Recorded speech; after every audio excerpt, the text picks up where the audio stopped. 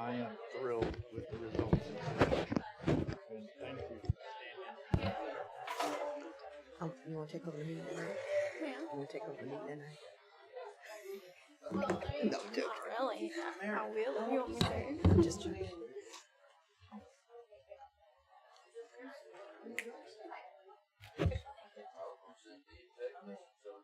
Just looking at the election stuff. Who is? Oh, I was wrong with it.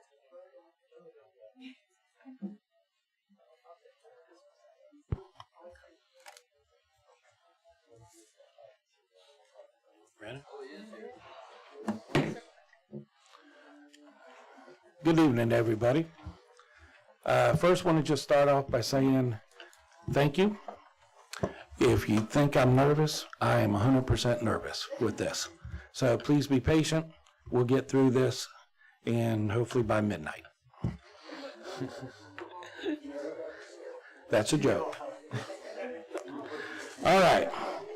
This is the regular city council meeting for May 21st, and the time is now 6:01. Ms. Wright, would you please call the roll call? Okay. Mayor Goodman, I am here. Council President Cox, Here. Vice President Hines, Here. Councilmember Jones, City Manager Terry Bavard, he's online. Attorney Kirsten Ballou, City Clerk Latricia Wright, I am here, and all other staff. Thank you. At this time, we'll have everybody stand for the opening prayer and the Pledge of Allegiance to the flag by Mayor Goodman. Thank you. Join me if you will. Lord, we come to you tonight, our city, trying to do the work of our citizens, to help our city to grow and to prosper and to be a good place for people to be. And Lord, tonight I ask you to be with my police department, our police department, Lord. Guard them in their daily duties. Help them to make the decisions necessary that saves their lives. Every day, Lord, we know that they go out and they risk their lives to keep our city safe. And our fire department, Lord, they answer calls day or night. When we're safe in the comfort of our homes, they are still out there preserving our city. And Lord, I ask you to be with all the other staff, especially the building department, Lord, where when storms rage, they excel. When water pours, they are out there in it, trying to protect our house. And Lord, I just thank you for each member of our staff that work to keep this city a good place to be. I ask this in your name. Amen. Amen.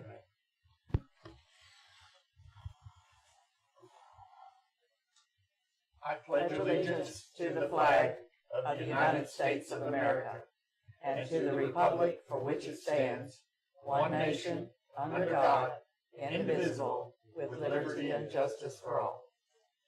Thank you very much.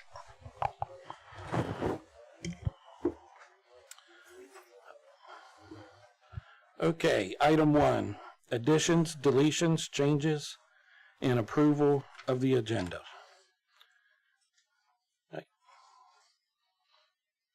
If there are no changes from staff, I would make a motion that we approve the agenda as presented. I second. All right. As for saying, those in favor say aye. Aye. And those opposed? Ayes have it. Item 2, public participation. This is your first of 2 opportunities to address the council. At this time, anyone in the audience can come to the podium and speak for 5 minutes on any topic other than what is on the agenda. Please state your name and residence for the record, and just a reminder that the council does not have to comment. My name is Elisha Brown, and I'm here to ask a question about the Cornelius Park. I'm wondering what happened to the grant that we supposed to receive, put a fence around it and upgrade it. Okay. So the question about the grant that was awarded, that is right now being submitted to SwiftMud. We have been working on the stormwater. Walt from Wright Pierce is here, and he can answer to the status of that, and that is what's holding up the project. Thank you. Okay. Excuse me, another thing. We need some signs large enough for people to see driving by, to enter into the park, and the back street that you're supposed to put back entrance in there. If you could answer that. Thank you. Okay. Mr. Nichols? Yeah, Walt Nickel with Wright Pierce. So your first question I can specifically answer. We've got the design for the initial master planning has been done, and then we did all the stormwater improvements that would be necessary for the parking and all the improvements, and that was applied for the SwiftMud permit. We applied for that. As the permit was being approved, we came up with a different approach and solution to the stormwater needs. And we called SwiftMud and said, no, we submitted something, but we found something that could reduce your stormwater costs by about 25%. And so we resubmitted our permit, and we are right now in the final stages of getting that permit. But we thought the delay was well worth the money that we could save the city on. So right now we're expecting that permit to come out any day. And then for that initial phase of improvements, which is the fencing and at least one of the parking lots, we got to look at how much money we're going to have. There's 2 proposed, and then that will be happening. But we're waiting on that final permit. But we did intentionally kind of said pause to SwiftMud and said, you know, if you agree with this can be a big savings, and they are agreeing with it. So it's just a matter of going through the process.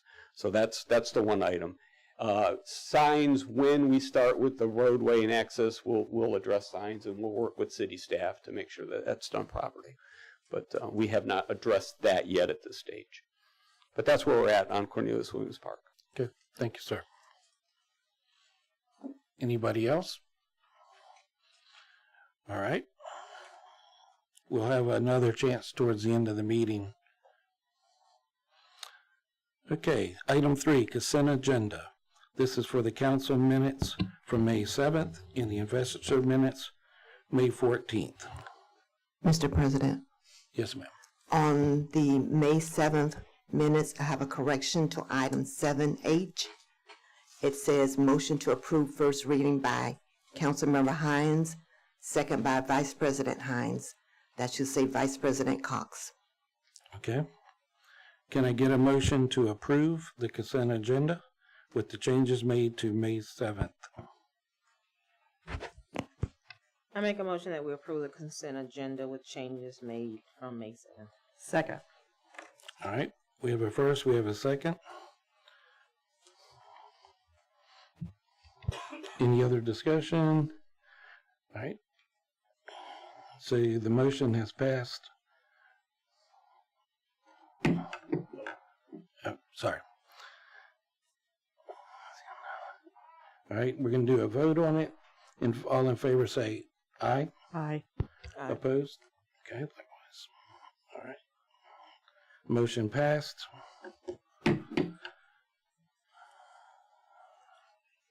Item 4, updates. City Manager Brevard. He's advised that he has no updates other than what's on the agenda. Okay, staff? Mr. President, just briefly over here. Hi. The question was asked before the meeting, and so I want to make sure that everyone's on the same page that, as I'm sure everyone can see, we only have 3 sitting council members, unfortunately, at this time. So the applicable law in this area is that a 2-1 vote will pass. You need at least 2 votes to pass any motions. Okay, thank you. Okay, council? None. Deborah? I just have comment that I see you've started on the old antique shop. That's a good halfway down. That's wonderful progress, and I just wanted to make that comment. Yes, ma'am. Yes, ma'am, we're working hard on that. With that being said, we got it barricaded off real good, and we're just asking the citizens to stay clear while we get it done. Okay. Anything else, staff? Mr. Mayor? Yes, Mr. President, I have a couple of things. First of all, last week we did not have a full council meeting. We had an investiture. But last week was National Police Officer Week. And I want to make sure that everybody is aware of it. I certainly was. And our police officers are our last line of defense outside of our own personal home defense. So they're an extremely valuable tool for our city. And we happen to be blessed with an excellent police force and a first-rate chief of police, and I just want everybody to think about it for a moment and reflect on just how fortunate we are to live in Williston, Florida, where we do have good officers and a good chief of police. I had something else, but I'll save it for the end because my mind doesn't work fast enough. Okay. Alrighty, item 5, new business. A, discussion with possible action with the City of Williston Downtown Master Plan, Katie Eba, AICP Director of Planning, JB Pro. I believe there's a presentation.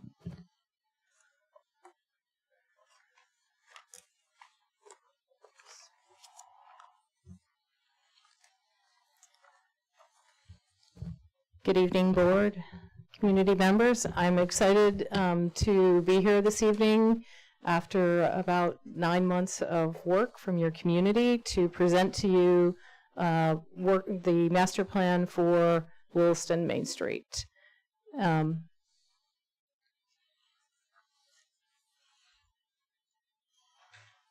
can keep moving. Please let me know when you want me to go to the next. Okay, you can go ahead.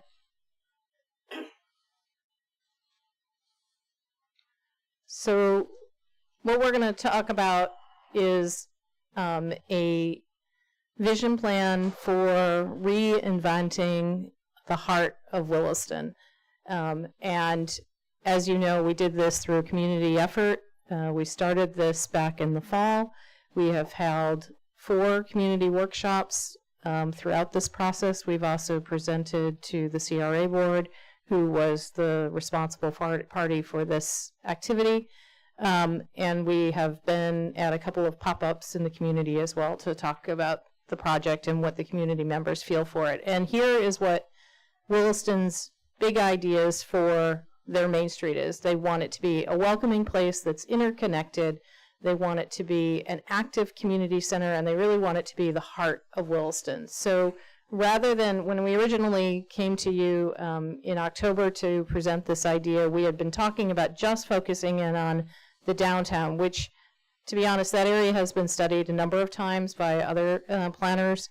And in looking at it as a whole, along with staff, we thought, you know what, maybe downtown alone isn't the best place for us to focus on, because we just don't know that we can create enough synergy for a welcoming, active community space by just focusing on the downtown center. So rather than do that, we ended up, which is shown on this map that was a part of one of our community activities, we ended up with a 2.5-mile corridor, which we're calling Main Street Corridor. It starts at the north with your field space, and it ends in the south with your schools, and then it's connected in the center by the community heart. So this opportunity is actually really unique, and we're going to talk about why that. There's some challenges that we're going to have to overcome, but in the end, what the question of the community is going to have to decide, which was made by one of your staff members in one of our meetings. He said, does Williston want to become a destination place, i.e. a St. Augustine or a Mount Dora, or does it want to be a through community, i.e. a Chiefland or a Bellevue?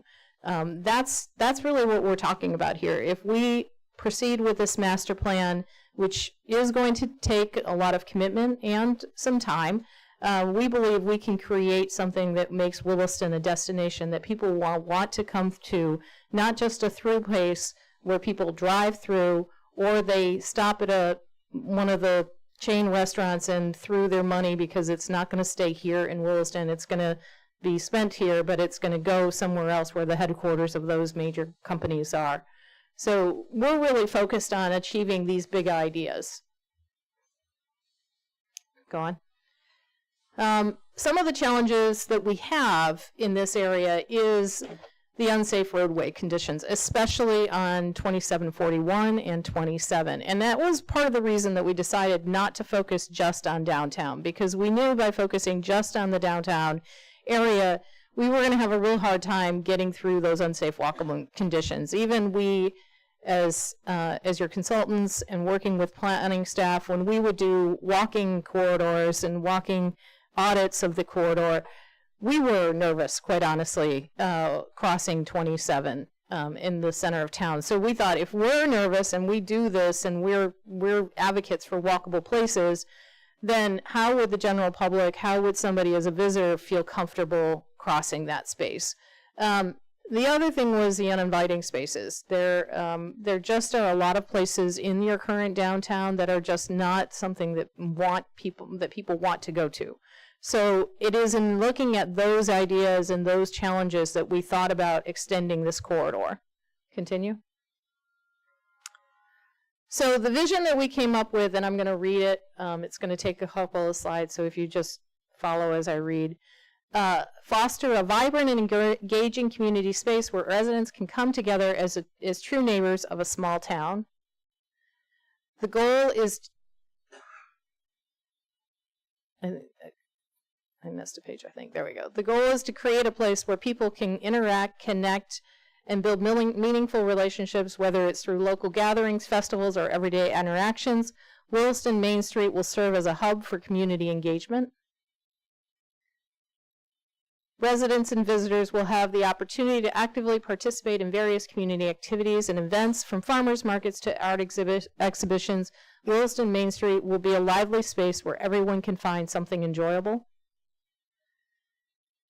Williston's historic charm and natural surroundings will play a significant role in the shaping of Williston Main Street experience. The vision aims to celebrate the town's heritage while embracing its scenic beauty and developing a community core.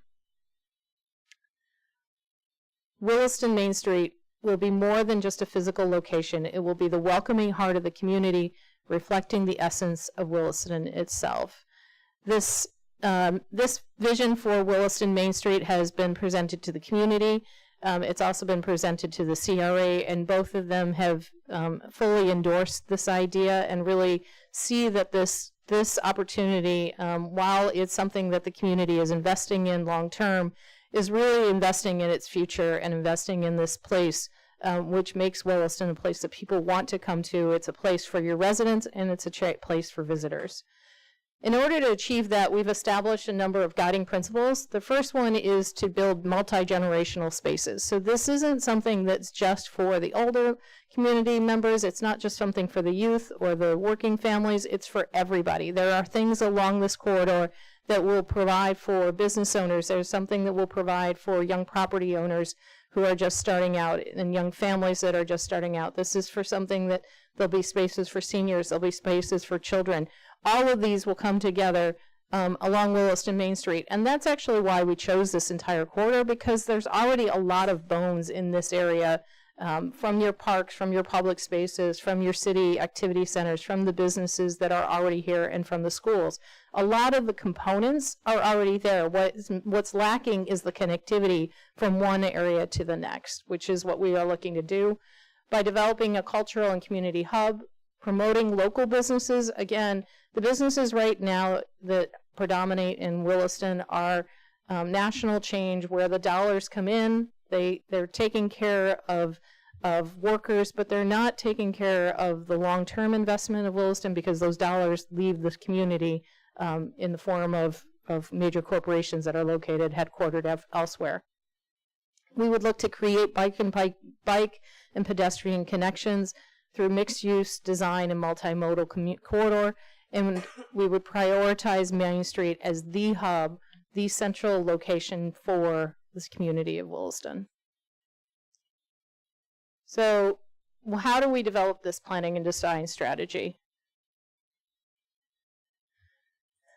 First of all, we looked at this corridor, and because it is 2.5 miles, and a lot of it has a lot of good bones, especially on the north side, much of it has yet to be developed, especially on the south side. And then in the city center, we have a lot of redevelopment to go. We decided to break it down into 5 areas, starting with the north, with your fields and public spaces. Then you would have, and on the south, you'd have your school area. So you start on the north and the south and kind of clustered areas around public facilities that are aimed at youth and neighborhoods. These are areas that we wouldn't necessarily expect to see a lot of business development in the future, but these are where your residents are going to live and they're going to interact. They're going to go to school. They're going to go to the field space. They're going to go watch a baseball. They were going to go watch their kids play baseball. And they're going to have a walkable corridor that will take them to other areas. And then the next 2 areas, the B and D on this map, the 2 yellow kind of areas, those are your transition areas. Those are where you would have both a variety of economic uses, but you'd also have a variety of residential uses in live-work opportunities. Much of the area is already developed in that pattern on the north side, where you have homes which people live in, homes that are businesses. Those 2 work interconnectedly. You have the Heritage Park. So a lot of on the north side, that development pattern is already really well established.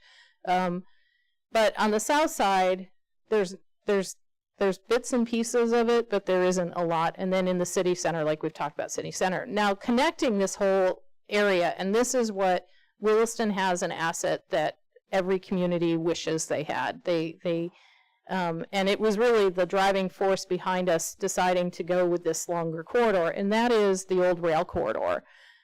City of Williston owns a very long 2.5 mile corridor of green space. Right now, a lot of it is used in swales, but those swales can be piped, and we can find other properties, which we've talked about with city staff, that could be used and purchased for stormwater. Those properties also could be used for parking space for the corridor, as well as for playground space for children and families. So if we were to pipe the swale system, and that provides us enough lane width to have roads, to have on-street parking, and to provide buildings, whether those buildings, and depending on which section of the corridor it would be located, those buildings could be in the form of homes. They could also be in the form of businesses. And because the city owns that land, you have a lot of options at your disposal as to how you would want to manage that property. You could sell it to a property owner, and they could then become responsible for that. You could also maintain the land, and you could rent it to a property owner, whether it's a resident or whether it's a business. You could develop a business incubator along that corridor, which would then provide small businesses an opportunity to develop in this area, and then once they're big enough, move to a larger space somewhere else on the corridor, as hopefully in the city center area. And you could also do some residential properties, and you could help provide for affordable housing, which is going to be much needed as workers come to the area, because you, again, could maintain the ownership of the land, and that way you have more control of the cost of the living and the cost of the residential properties that are on that property. So as we know, Florida is experiencing more and more unaffordable housing as home prices go up. This would be an opportunity that the city would have for at least a segment of your area to be able to maintain some ownership of that, because you own the land. So again, you could do everything from selling the properties to maintaining ownership to doing some sort of quasi, you own the land and you sell the property, and do some sort of land banking. There's a lot of opportunities for you, and we actually propose that a mixture of those, all of the above, it's not a one or the other, it's an all of the above, would be used. So as we look at this entire corridor and as we described, we have a lot of opportunities to expand our tax base, to expand our local businesses, to provide for residential areas, to provide for a walkable area, to provide for a destination place for visitors who want to come. More and more people are looking for unique places to go and spend their money. They can buy their everyday goods off of Amazon. They can buy their groceries and have it delivered to them. All of shopping can be done in a very different way, but what people can't do online is they can't get that experience. So as more and more big boxes are starting to close, and chain restaurants are closing, what is increasing are opportunities for small businesses who provide an experience, who provide a connection to the community. Those are the kinds of businesses right now that are really thriving, and Williston has a unique position in your location between Gainesville and Ocala to capitalize on that economic development opportunity along this corridor. The biggest challenge that we're going to have to face is working with FDOT, because FDOT controls 27, they control 27 and 41, but we have done traffic studies on this, and we believe that we can do some lane repurposing that would allow for a mixture of uses. Now, we discussed this with the CRA, and the CRA, to be honest, was a little concerned about this idea, because what we would do in the lane repurposing is we would look to dedicate 2 of the travel lanes currently to on-street parking. And they were concerned about what would happen in an emergency situation. Well, in an emergency situation, the on-street parking would go back to being used for lanes. So it's, again, not a have to dedicate for always to a lane repurposing. It's allowing for lane repurposing for most of the time when there isn't the demand for the roadways to be used as 4-lane roads, and it contributes to the unsafe walking conditions and the reasons that people don't feel comfortable walking and biking along this corridor. But still allows for, in those times when you have a hurricane or there's something on 75 and people are rerouting through Williston, to allow for that increased traffic and increased use of the lanes. So now you can move on. So as we look at this, we are evaluating initiatives, and we are still continuing to do this with your staff. But some of the initiatives that we would be looking at is evaluating your capital improvement plan to understand what capital projects we need, which projects we would need to go out for funding. I just met with your public works team this afternoon, and we're talking about different ways that we can provide the right investment to make this corridor happening. As you may know, you should know because you approved it, we're about to start on your update of your comprehensive plan. That will start next month, and that will establish the land use structure. It is one of the biggest challenges besides your roadway system with FDOT. The biggest internal challenge you have developing this is that the current land use policies and standards that are established for your comprehensive plan and your land development regulations do not allow for this development pattern. In fact, they do the opposite. If the current development was happened, you would have you'd have the same kind of development you're getting along 27, because those are the same standards for the most part that you have on this corridor. So we do need to update your land development code. We do need to update your comprehensive plan, and we'll be starting that process next month. We also need to look at some issues that the community brought up in terms of lighting, sidewalks. We would have to identify strategic properties for purchase. Again, we've already started talking to the staff and identifying those properties, and those properties would be used for parking. They'd be used for stormwater retention, because once we pipe the swales and we're going to need somewhere to put and retain the water, that's why we would be looking at some strategic purchases of property for doing that. We could also use these facilities, as many communities do. They use them for event space. Parking is just big open land, so if you have a big festival, that space becomes available for you for event space. It also becomes available for additional property for additional buildings. You line the exterior of the properties with new businesses and new buildings. It's just going to extend the corridor into the neighborhoods. So there's a lot of opportunities in some of the properties that we're looking at. We're looking at them very strategically as to which ones would be the best to go after, and then determining where we would find the funds to do so. Okay, you can move on. And then again, like, as I said, there's some construction initiatives that we would have to do for extending this trail. There is one small piece of the trail that is not owned by the city in the rail corridor, and that is the backside of the church to the north. There is property above it, and there's property below it that's owned by the city, but there's a small piece of it that we would have to do a right-of-way designation from the church to obtain in order to extend that trail through that section. Oh, you would ask me on that, to the, It's on the backside of the Mormon church, but back there by Dixie Lily. Okay, I was thinking Church of Christ as fast as I could go. Thank you. so as I mentioned, we broke this down into specific sections, and a lot of this, you're gonna hear the same ideas, that have it, that we've talked about on kind of the Main Street area, but we did break it down by section because there are different priorities. So while the issues are the same from the north to the south, the challenges do change, and the priorities for those challenges change. On the north side, you're looking at safety, you're looking at vehicular landscaping, you're looking at extending the trail to the field space, you're looking at community design and form. The big challenge on the north side is your land use standards and policies. So those land use standards and policies are the exact same standards that you have that's building 27. So obviously 27 is more of that autocentric, suburban, pass-through kind of development pattern. If any property along the section of 41 to 27 were to be built today, they would be building to those same standards. And once you start changing, once a corridor starts changing to that standard, it's awfully hard to bring it back to a more walkable standard. So those are standards we're going to have to evaluate through the update of your comprehensive plan, and then subsequently through your land development code. You can continue.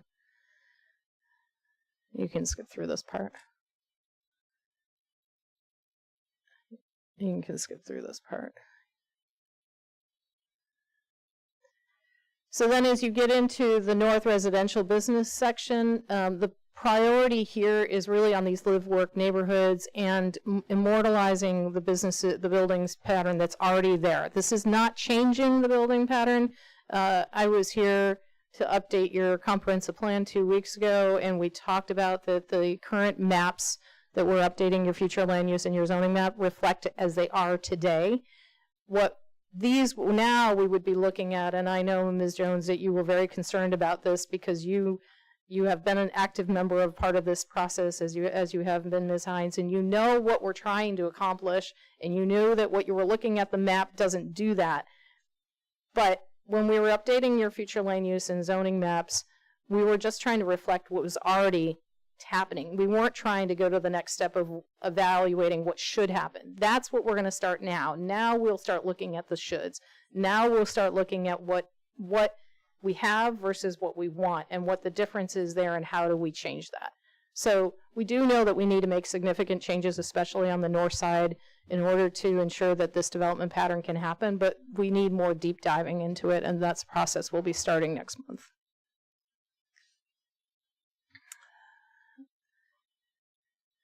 The big question in here is how do we connect? How do we connect to the north? How do we connect to the south? And then how do we connect to the neighborhoods around it so that the neighborhoods can have access to these resources that are going to exist along the corridor?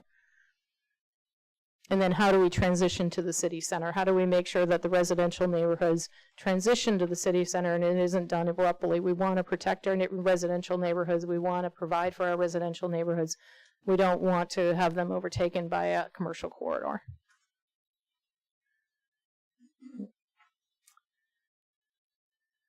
So some of the ways we would do that is through landscaping, increased landscape design, increased sidewalk connections. We would look at treescaping. It's really about the design in this component so that the residential areas feel like this is still a residential area even as we develop into a more active space corridor. And you can see the graphic along the right-hand side of this presentation is a graphic that was done by our landscape architects, and they're showing you how much space you actually have, and that there is enough space on the roadway to do some what we call a lane diet, so that you can look at how we could use that space differently using it for on-street parking. But then again, for on-street parking, we allow for the removal of the cars in an emergency situation so that the transportation could be unimpeded in a time when that whole full roadway is necessary. And then as we get to city center, this is an area that has been studied quite a bit, as many of you know. We've had about 5 studies in the last 15 years on this area, and so much so that there was an article about this in the Florida Redevelopment Association, the project we're taking on, and they talked about this is another study of a study of a study that Williston has done many times. And that's why we really looked at it in a different way. We sought to not just redo the study that has already happened, because in fact, the studies before on the city center have all been absolutely accurate. They've all called for the same things that we're asking for now. What the difference is that we're not just looking at the city center, because we understood that something must not have been working right in those previous plans. And what we think is not working right is that by focusing only on the downtown area, you're not going to provide enough impetus in terms of pedestrian and bicycle activity in the downtown to really redevelop downtown, because right now it's a transportation hub. And in order for us to change it to a people hub, we really need to provide the impetus. And we think the impetus would come by developing the Main Street as a whole, not just focusing on the city center. And you do that through downtown events, you do that through downtown initiatives. Long term, we would recommend that the city look at the Main Street program. The Main Street program is a national program out of the National Historic Preservation for Trust. It's locally, the state operation is done through the Florida Department of Historic Resources. And through Main Street, which I started my career many years ago, as a director of a Main Street in Baltimore. It is a national program, and it provides personal and hands-on resources in the form of a staff person, a dedicated staff person, whose job it is to make sure that Main Street is thriving, that they organize events, they work with the property owners, they work with the city staff. It is usually a nonprofit agency that is not necessarily attached to city government, but it's an agency that works closely with city government. It's an economic development agency. They work with small property owners and business owners to make sure they're able to sustain, and they work with volunteers from the community around them, so that it's very much a volunteer-based thing. You have one person, one dedicated staff, but the efforts and the operation of the Main Street program is really done through volunteers of the entire community. And we would recommend that long-term that the Main Street model be brought to Williston to help long-term manage this project in this area. And then again, FDOT, we're going to have to work with FDOT long-term. As I said, we've done the traffic studies. We believe that this area is available for a lane repurposing, but it's going to take some initiative to bring FDOT to the table. Continue. So now as we go down to south, this is where we think there's a lot of opportunities, and that's because unlike the north part, which is vastly has either a thriving development pattern or a development pattern that has been established and can be redeveloped, the thriving being the north part, the north of downtown, and the downtown being the part that needs to be redeveloped. When you look at the south side, this is where the swale system, the city's rail trail is mostly underutilized. It's right now used mostly as swale system, so there's a lot of opportunity to build a new development pattern to the south. And this also is not an area where the FDOT roads are as impacted. We do have some traffic considerations, especially during school times. But again, we think that this new development pattern will help with that, because we'll be able to provide more safe opportunities for children to walk and bike to school. As a former school planner myself, I know that parents will let their kids walk and bike to school, but they have to feel safe. And right now, that corridor has some sidewalks that are okay, but they're okay. They're not the best. And hopefully through this project, we can make that even better for them. And then this is really about land use and form and deciding what you want to do with the corridor. We would recommend that the north side of the corridor be more focused on economic resources, so small businesses, a small business incubator. And then the south side, as you get towards the schools, would be more focused on residential, and that you would do some forms of and opportunities for live and work in the same home. You know, one of the things that COVID did a lot of horrible things and gave us a lot of horrible things, but one of the things that it did really well for us, and I think it's a thing that we're going to keep, is the idea of living and working in your home. You don't have to be in an office, and more businesses are going to flex time with their employees, so you can have people who can be working here in Williston and their offices, you know, in the Midwest somewhere. I know someone who lives in Florida and their office is in Ohio. I know someone who lives in Minneapolis and their office is here in Orlando. So you don't have to live anymore where you work. So these kind of opportunities are a real benefit for a small community like Williston that offers that affordable small town atmosphere that people want to live in, but still allow them to work somewhere else. So that pretty much wraps up the plan. We are asking tonight for you to approve this plan so that we can submit it to the state as per the grant funded. If you recall, this project was funded by a grant from the then Department of Economic Opportunity, today the Florida Commerce, and we need to submit our final report by next week. So we are asking for approval of this strategy, and then we will kick it off and make it, when we do the update of your comprehensive plan, Ms. Jones and I have talked about doing kind of 4 focus areas, one focus area being the Main Street. So we would have a specific targeted component of the comprehensive plan that would focus on the implementation of the strategy. So if there's any questions, I'm happy to answer them. Yep. Otherwise, we ask for approval of this strategy. Okay, any questions? Sam? Years ago, and Mr. Mayor might correct me on this, but we used to have where it was just one lane in each direction in street parking, and they did away with that. So again, the Florida Department of Commerce has a new model called the Complete Streets model, and you have to work with them in order to do what is called a lane repurposing project. And we would not suggest that happen immediately. We don't see that as an immediate phase of the project. We really see the south part of the development of the south part of this project being the first thing, where FDOT is not a concern. But where FDOT will work with the local community is if you start getting enough pedestrian traffic and they start recognizing that there's a need to provide for safe bike conditions, then you move towards it. So we see it as a later phase. We first need to provide the reason for that evaluation.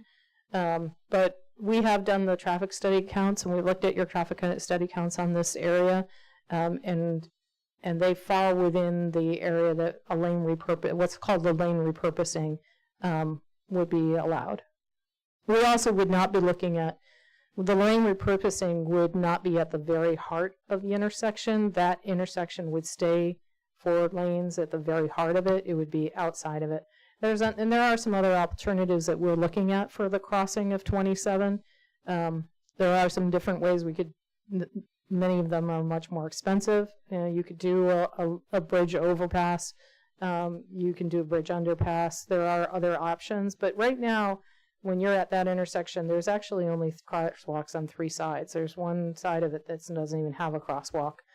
And it is not a very safe walking condition. You can also without doing a full lane repurposing, you could do some divided mediums. At least that gives pedestrians a place to land as they're going across the road. We would also be recommending, even without a lane repurposing, that we would look at additional crossings along the corridor, along 2741, so that people from the neighborhoods can get to Heritage Park when you're here. And we've spent quite a bit of time, not just here doing activities, but here coming and visiting when there's parking, when there's events happening, so that we can see the kind of activity and how people are getting around.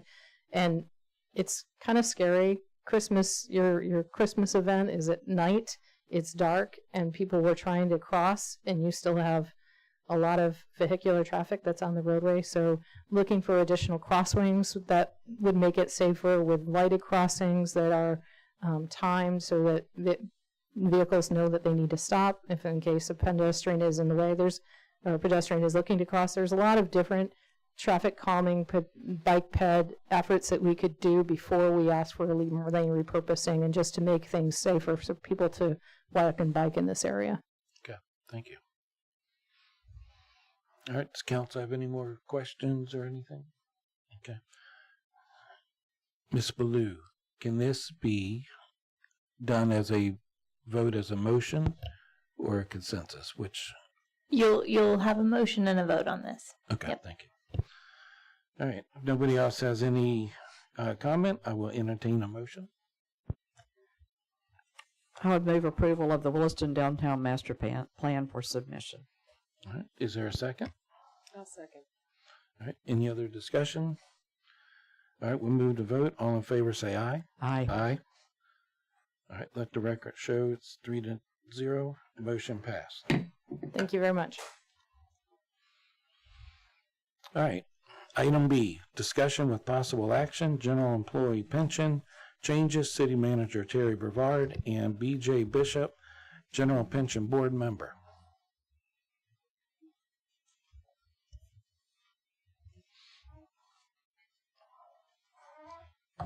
Good evening, Council.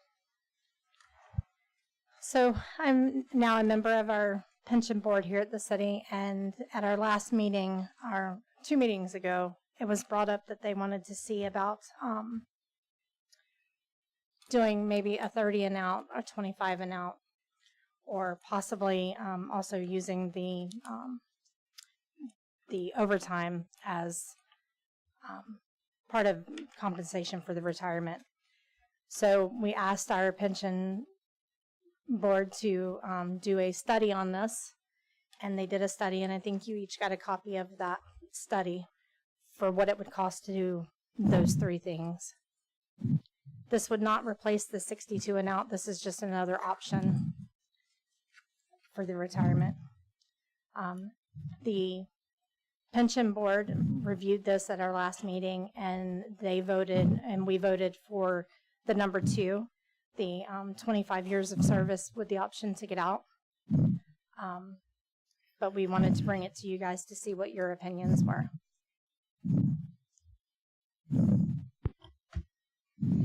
All right, does the council have any questions? Hello, Brooke, you got me on? Yes, sir, go ahead. Hello, Brooke, Yes, you're on, Terry. Go ahead. anybody there?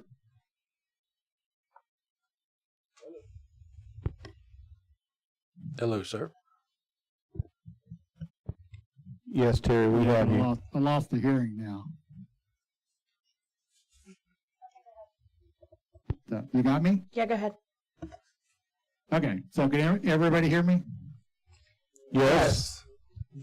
All right, good, thank you. So sorry I couldn't be there tonight, but, wanted to just kind of add a little bit of information to the presentation that's being presented tonight so far. If you'll see in front of you, and correct me if you can't hear me, there are 3 options. And I will remind you that 2 of the options, the 25 and the out and the 30 year and out, will require some additional compensation on behalf of the city to make that happen.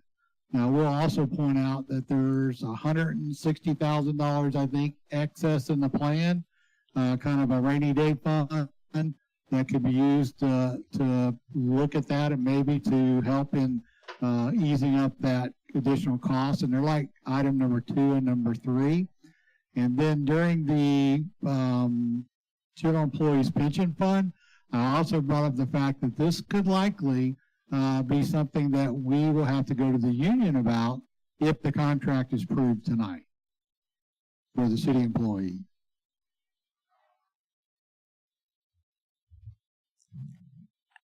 And I'll add that I think it's premature until we pass the union contract, because we need to go there after we pass the contract, not approve this before.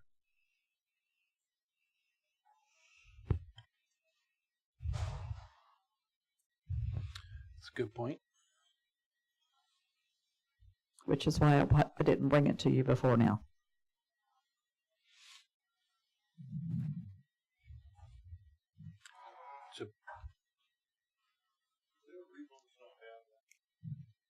It's deep in the product. There's deep- 127 pages in our packet. And you've only got the agenda. It's been online all week. Yes, sir. Yes, sir. What part are you missing? This entire explanation of the various 1, 2, and 3 is not available to the typical person. It is only Okay. after you get into it and you go down to the number of the page. But Yes, we sir. don't put all Well, of that out. If you, We do. It's actually I can on give you Facebook some highlights. and the if you'd website. like. What was that, Mr. Brevard? I could give you some highlights of kind of how this whole thing got started and give you an idea of where I got to my opinion on it, if you'd like. Yes, I sir. would personally like to hear it. Okay, thank you, Mr. Mayor. So anyway, as y'all all know, back when I was a deputy chief, I came in front of the city council and requested, the contract to be, not the contract, but the pension be altered to a 6-year vesting. And I did that because the council chairman, Captain Fortney, had asked me to do that on his behalf and the council's. So when I did that, we knew we were already opening up the books and the actuary was already looking into our books. And we were trying to think of an innovative way to attract, retain, and keep, high-level employees, which we've been very successful at it over at the police department, by moving the 10-year vesting down to 6 years. And so basically the same concept was when I learned that the city pension actuaries were looking into the pension numbers and books, that's when I said, look, if you're looking for a change, the right time to do it is now, because it'll cost you a fraction of the money to come in and take a look at this and come back with some numbers. And I think it was only like a couple $1,000 to have it done, and could give us some options if we wanted to change the pension. Now, I do know that our pension for the city employees is currently, I think, 30-year vesting, and you cannot actually draw until you're 62.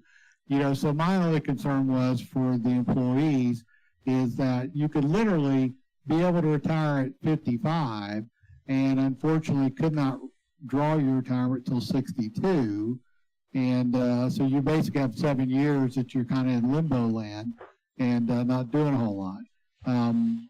Now, I will say that they came back with these 3 options, and these 3 options do benefit different sections of the civilian employee staff differently. Like if you have 10 years here and basically you want to include your overtime and that's going to bump up your overall 5-year best plan, that's going to benefit an employee that's older and has not been here that long. Obviously, when you look at, and I don't want to pick on Alex, but Alex is a senior member of our team, and I hope I get this right. He's, I think, below 25 or very close to 25. So he could do 30 years here and would literally have to go out and get another job until he could start collecting his pension at 62. So I thought it was a worthwhile take a look, but I also did caution them, Mr. Mayor, that when we go to do this or look at this, that we cannot discount the union, the CBA, into the decision-making here because it is a benefit that's going to change on behalf of the employees that will benefit them. And I think it needs to be discussed with the union. That is if we approve the contract. But that's how we got to where we are tonight. I agree 100%, and I will say, as a member of the pension board, they did originally come to us about the overtime pay, the compensation hours, that we realized that the police department gets, but the general employee was not getting. So that was what we initially asked the actuary to look at. But as we looked at that and talked with the gentleman who represents us with the Florida League of Cities, he said, well, go ahead and tag on, because at that same meeting, it wasn't actually on our agenda, if I don't believe. No, Mr. But- Terry brought Right, up. at the meeting, it was brought up that the 25 and out might be a really good additional option. And as he said, while we were doing the actuarial evaluation, that they do that at the same time, so we wouldn't have to do it again. So it would cost less. So that's why we did both of them at the same time. And this is the actuary's opinion on how much he believes that it will cost us. However, I do believe, as the city manager has said, it is a benefit, that is a change, and I believe that we need to first pass the union contract and then go back and negotiate with the union for this benefit.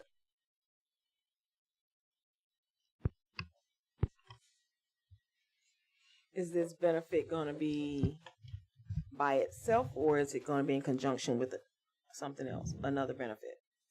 It'll be integrated into the plan. And as Ms. Bishop has said, the 30 and out will still exist, but the, well, no, the 30 and out won't. That's what we have now. But the 62 and out will still exist. So if you get to 62 before your 30 years, you can choose either one. And any change that we make is going to have to be done by ordinance. So we're going to have to change Right. an ordinance to codify this by law, just like we did with the police pension. That's right. We need an ordinance before you tonight in order to vote on that.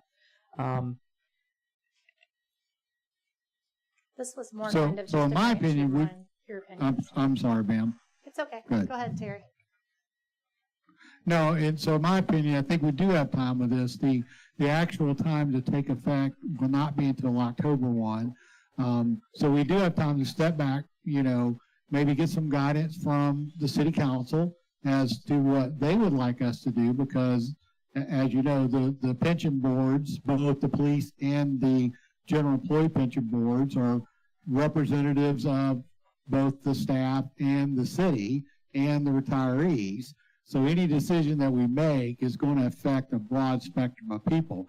It's not retroactive, so unfortunately, if somebody left next month, it's not going to come back and pick them up. It won't be effective till October 1. So that will give us enough time to look at the 3 items you have here, maybe have some further discussion about what we think is best for the city, to also be able to talk to the union after the contract is renewed tonight, if y'all move forward on it. And it would also give me the opportunity to take a look at the general pension and see how much money is extra in there. Like I said, it's my understanding there's about $160,000 that's extra in there. That's kind of like a rainy day fund. And I think the police pension has about 40, and they have a significantly strong pension plan. So the pension plan is doing real well, and we may be able to offset some of this cost by dipping into that 160,000. Because if you see the 2 plan, like number 2, it's going to cost the city 40,000 in 2023-24, and 24 for the other one, 30 and out is roughly 24,000 until we make up the difference in the sum that's owed. So me as the city manager and the lead administrator there, I have no problem with doing the 30 out, but to be honest with you, that's because where I come from, it's a pretty standard thing. That may not be what we want, and we really need to seek some guidance from the city council as to which way to move forward. And I'll yield. I also believe that we need to consider, we may not be able to afford both of these at the same time. We may not be able to do 25 an hour or 30 an hour, whichever one we choose, and the overtime hours, because that's an additional 5% for us and them. And they pretty much have agreed to it. They want to give the additional 5% of their overtime hours into the pension so they can build their nest egg faster. We may not have the money to do both of these things. I don't believe the city should be paying for overtime to be invested into retirement. Overtime is a privilege. It's not regular hours. Yeah, for me, when I read option 2 and 3, kind of reminds you like with the military. Yeah. They spend so many years in, they can retire. Then they have that option that they can go on to another job, work 20 years or whatever, and get another pension. with that, so, And on 2 and 3, of course, you would choose one of those, right. not both of them. But number 1 is a totally separate issue, and the dollars are pretty hefty. So I don't know that we could afford both of them in the same year, at the same time. And I guess the question is, are we going to table it until we discuss it with the union, or are we going to go forward with the discussion? Mr. Mayor? Thank you, Mr. President. One of the things that as I look at this is I was on the council during a period when union negotiations did not go well. And the rule at that time, which I assumed the people in charge of the negotiations were accurate, was if a negotiation fails, everything remains the same. That means the city continues on with what is currently in force if negotiations fail. What I don't understand is we have 3 things here. If I can ask you, Miss BJ, your board is not suggesting all 3 of them. These are alternatives, correct? Yes, sir. Yes, sir. Okay, so you're saying you would like the city to either consider 1 or 2 or 3. Well, between the 3, one, like Ms. Deborah said, is totally separate. So we're more looking at 2 and 3 making one or the other, either 25 and out or 30 and out, not both. So you could choose item 1 and 2 together, or 1 and 3 together, or just 1, 2, or 3. So currently, if I understand this plan, you can work for 30 years, not be 62 years old, retire on this plan, but you can't receive any of your retirement pay. Exactly. Until you turn 62. Exactly. That is the problem that I have. Yes, sir. If you have reached 30 years of employment at a place and say you started young, then you have to, as was stated here, you have to go out and find other employment to survive until you finally turn 62. Yes, sir. I find that, and at least with 30 and out, that means at 30 years, you can get your retirement. Yes, sir. And 25 and out means at 25 years, you can get your retirement. Yes, sir. That's what these are saying. Yes, sir. Okay, so my question is, we can't implement these, as Councilor Jones said, without the union.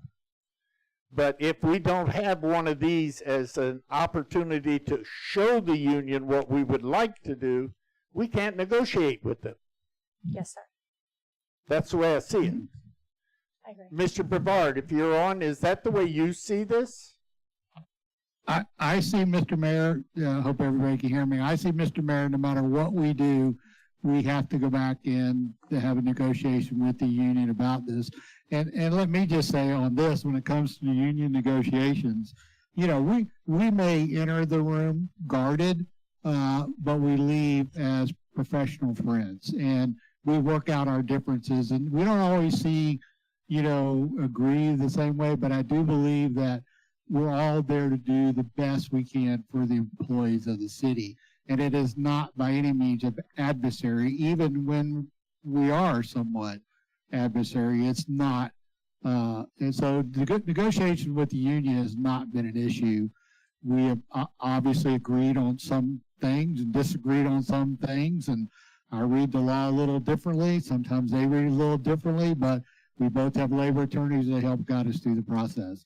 I think you're correct in I need to go back and whatever the city council does, I need to have that and have a discussion with the union about it.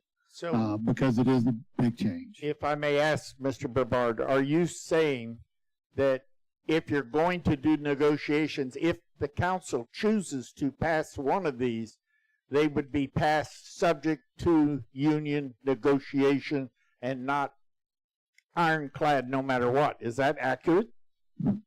Well, yes, to a sense, and I don't want to confuse you here.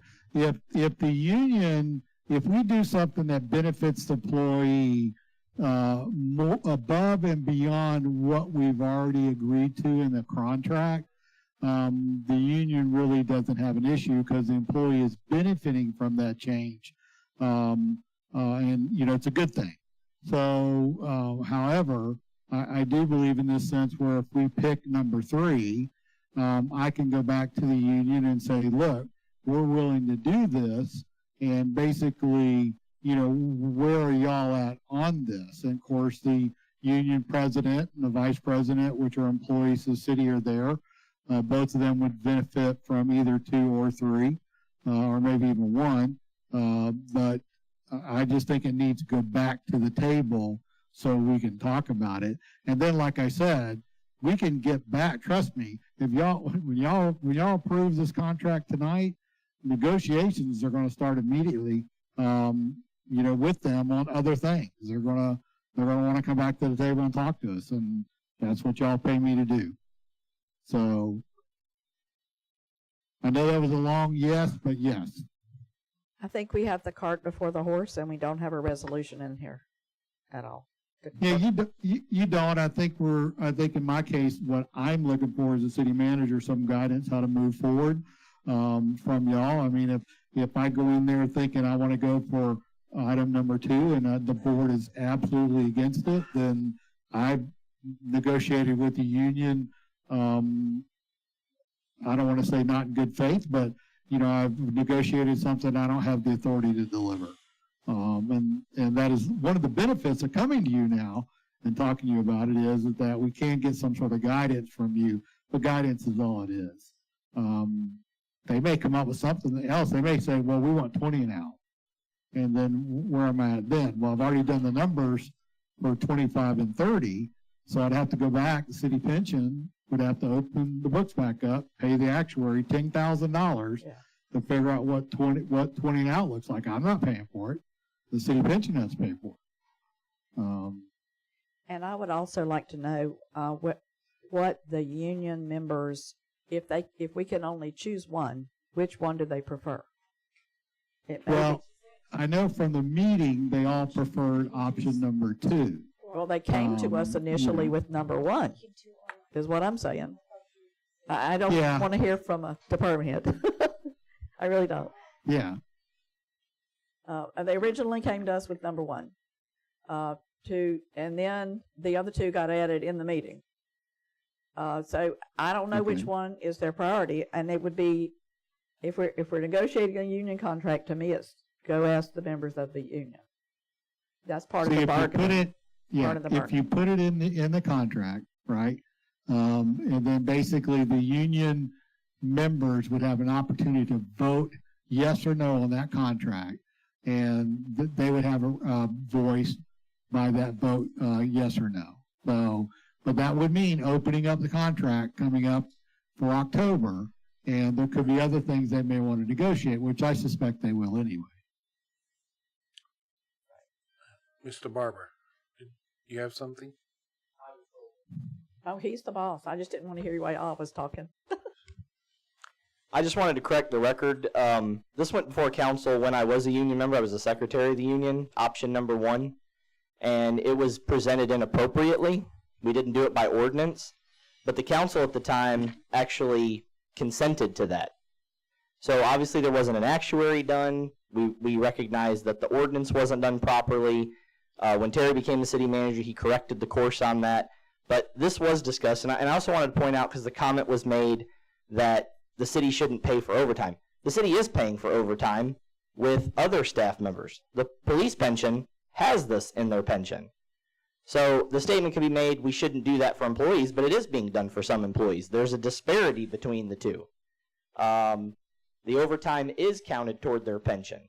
So it was trying to equalize those because we thought that that was the fair thing to do. So again, this went before council, I believe, almost 2 years ago now, and it's been going back through the board and working out that as we were supposed to do legally. If you may, I would also comment that there are other things that are different about the 185 pension plan for the police department because of their category as being short-term. Like their time out is 55, not 62. and their vesting is 6 years. Our vesting for the general employees is 5. So there are many things that are different. They're not the same because Yeah. they're not the same category of employee. Correct. And they're So my classified as high concern risk. is, So, and that's why they get a 3% multiplier. However, the city employees gets a 2.25 multiplier, which Right. is really good. Yes, it is good. Everybody can't believe ours is 2.25. Ms. Hines? First of all, it just kind of makes me pause when every time we come before and talk about getting money for employees, that we are looking at what somebody else is getting to try to get what it is that you have. That's not the issue. I may not have been around when that was voted on, that was decided. My opinion still stands that I don't feel like the city should be paying and investing into a pension for overtime. Your base pay, your salary, absolutely, but not for overtime. So what the police department is getting and how they did their negotiations was before me. You want the opinion? That is my opinion. I don't agree with one. I can look at 2 or 3, but I still don't agree with one, and that's my opinion.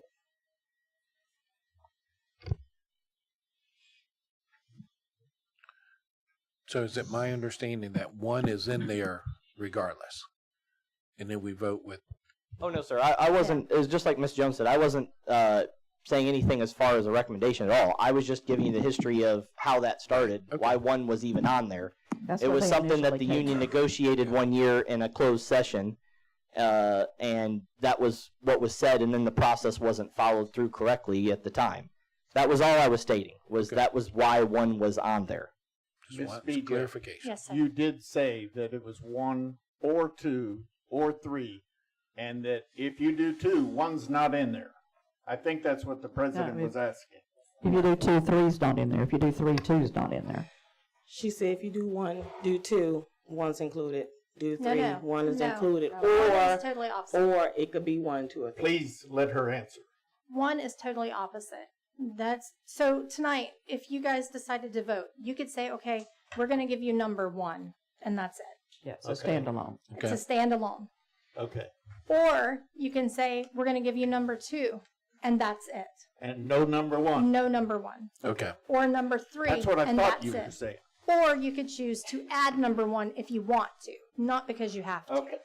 Okay. Thank you for the clarification. You're welcome.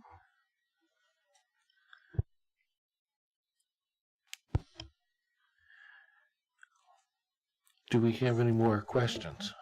Okay, so you mentioned this should be tabled. I would move that we table it until a further date after the union contract is complete. And we could negotiate with the union for the benefit. And at that time, you'll know which one they want, because they'll tell you.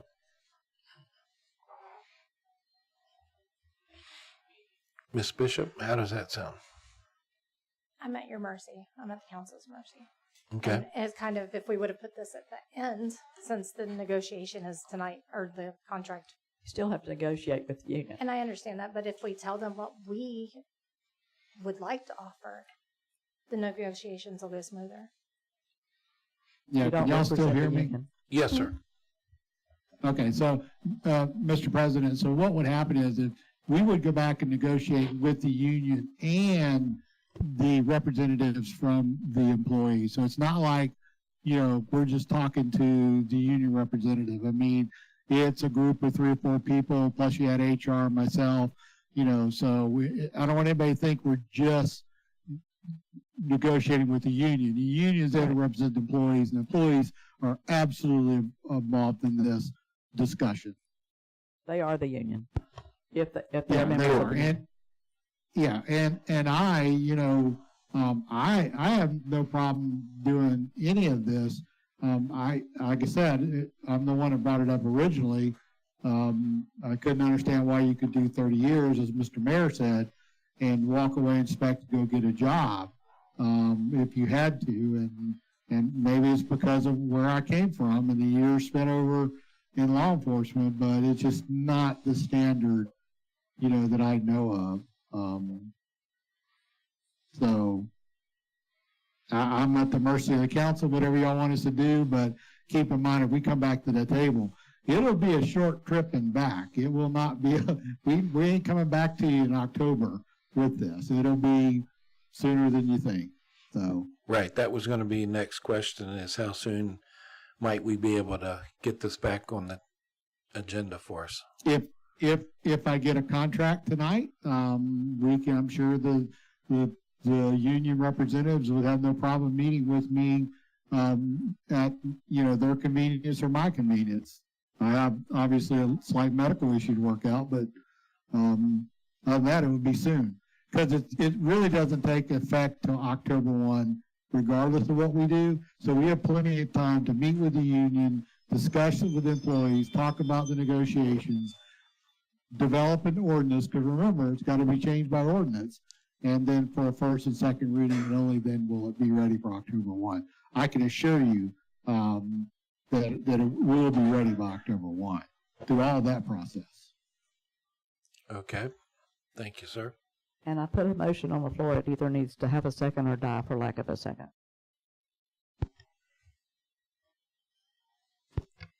What's your motion again? Motion it again. What was your motion? My motion was to table it until after we completed the union contract and could bring it back in form of an ordinance. I second that motion. I agree. All right. So do you hear a second on the motion? You have a second. All right. Is there any other discussion? Seeing none, we'll vote. All in favor of tabling this to a later date? Aye. Aye. Aye. All right, Thank there's you, no. guys. The motion's passed. Thank you, council. I think you got us all three. Yeah. All right. Item C, Resolution 2024-61, a resolution of the City Council of the City of Williston, Florida, establishing an authorization for the Williston City Council President to sign an agreement for project-specific professional consultant services for the city engineering services with Wright Pierce, Inc., and providing an effective date. Public Works Supervisor, Mr. Donald Barber. Thank you, sir. One of the many trouble areas for stormwater retention found in previous studies is Southeast 5th Street area near East Noble and Southeast 1st Ave. Due to increased weather events for the past few seasons, the area surrounding Epperson Park has caused some level of damage to this area due to increased flow from stormwater runoff. Residents and business owners near this area, they've reached out to staff and the City of Williston engineers to look at what can be done, and the proposal that you have before you is the outcome. Staff is recommending approval. If y'all don't mind, Walt Nickel is here from Wright Pierce. He can go over specifically over the proposal and kind of talk to you about why we have a need for it. Mr. Walt?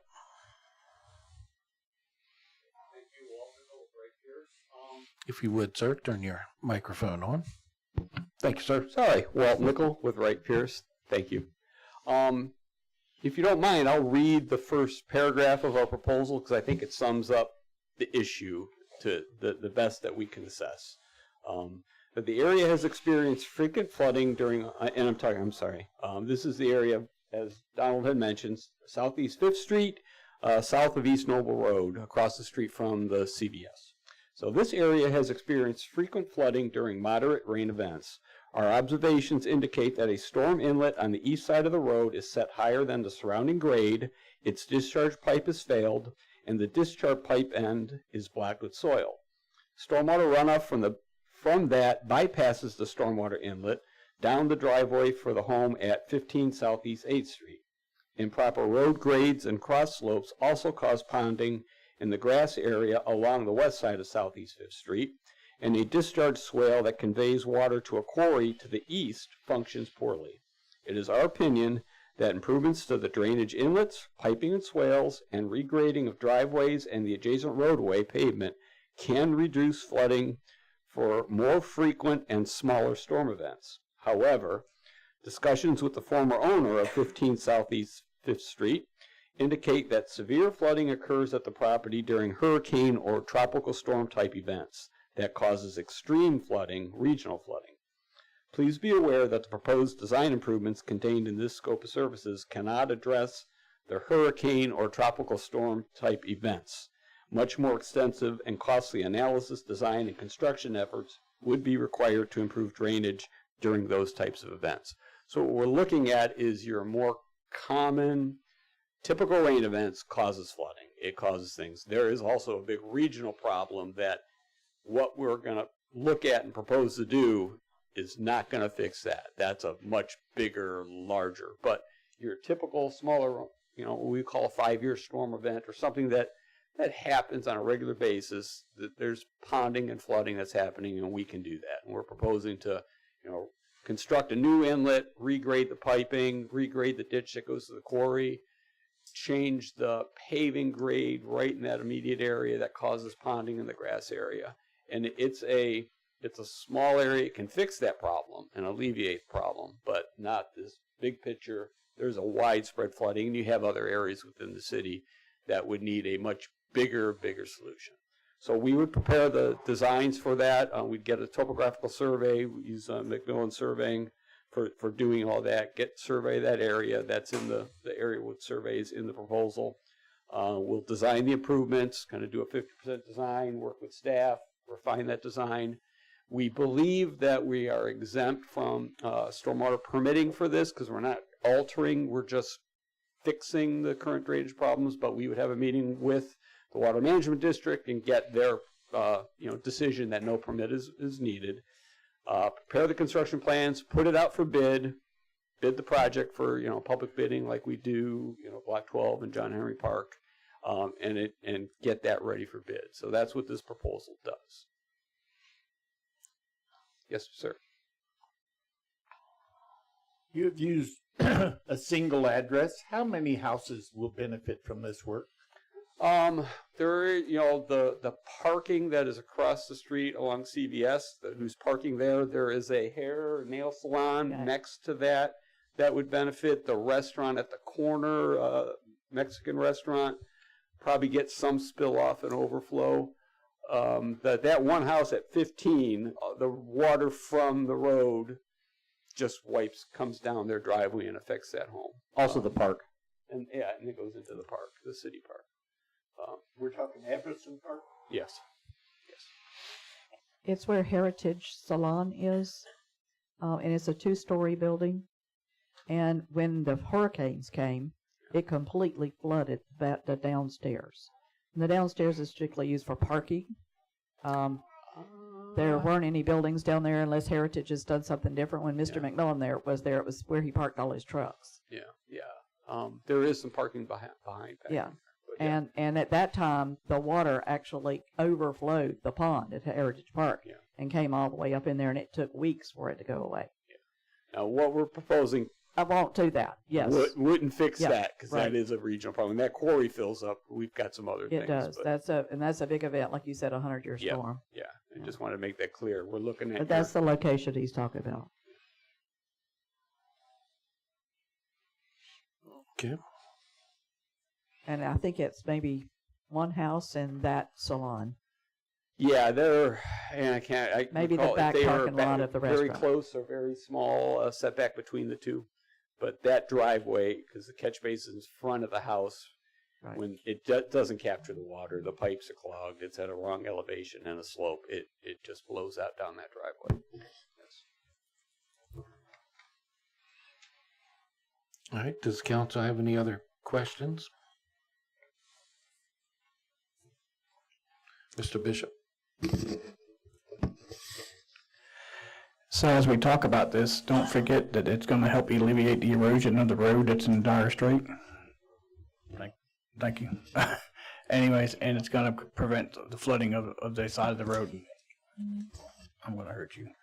It's gonna prevent the flooding of the CVS side of the road also, which is causing issues. So it's more than just. That is what I was asking. I was trying to understand why we would be investing this amount of money for one dwelling. And you're telling me there are other factors that Mr. Wright did not say. Yes and no, yes. So the house is a factor, the park is a factor, the road is a factor, and the CVS side of the road is also a factor. So when it rains, it just floods everything. And Mr. Mayor, to answer your question about effect, this is part of a plan that y'all adopted in a study that was done on the House Bill 53. If you remember, the state mandated that we study out all the stormwater needs of the city, and it forced us to create a priority list that we could go to get grants and funding for. There were very many specific areas that were put on that list that was produced and presented to the council then. And this is one of the top ones, and it was because of the severity of it. So it's not necessarily how many people are affected, it's the fallout from it overall that's prioritized, and it also has a lot to do with what we could go and find further on to make the fix. So this is a proposal to be built to fix it, but as far as putting out the bid and actually getting the money, grant funding would be part of that, and that's why this one is one of the ones that were chosen. Thank you. So grant funding is part of this. That would be a second step beyond that. This is right now it's the design. This does not include specific grant. So the city will be paying for the design. Correct. And then you will attempt to get grant funding before you come back and tell us you want $1 million to fix it. We are constantly looking for grants. We're in discussions with staff regularly for sewers and different things. There is an opportunity this summer called the BRIC grant that is for drainage. There were some problems last year that the city wasn't able to apply for. We have the 7th Avenue, Northwest 7th Avenue lined up for that. This could also apply for that, so we would have to make a decision come this summer. What are your priorities? And you can submit for more than one or two, but if you ask for too much, it kind of waters down your request. Thank you. But this could be in that queue to ask for grant funding. Yes. And I do see that as an issue in this location. I also see 4th Street and 1st Avenue actually becomes impassable. I've never seen this section become impassable. It does flood that one business, without a doubt. So I think one of the reasons why this was on the priority list is because if we fix and we get to 4th Street and 1st Ave on the southeast side, we're going to have to figure out some way to design it for where it's to go. And I think part of that solution will be fixing this problem and routing it in this particular Kind of direction. ties it in together. So I think it's kind of like working from the source of the problem back and addressing it as we go is kind of how staff looked at it.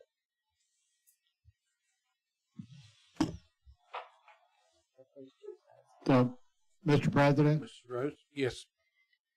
So just a thought, the one of the reasons why we're looking at doing the engineering is because we keep seeing the term, and y'all hear it a lot, is being shovel ready.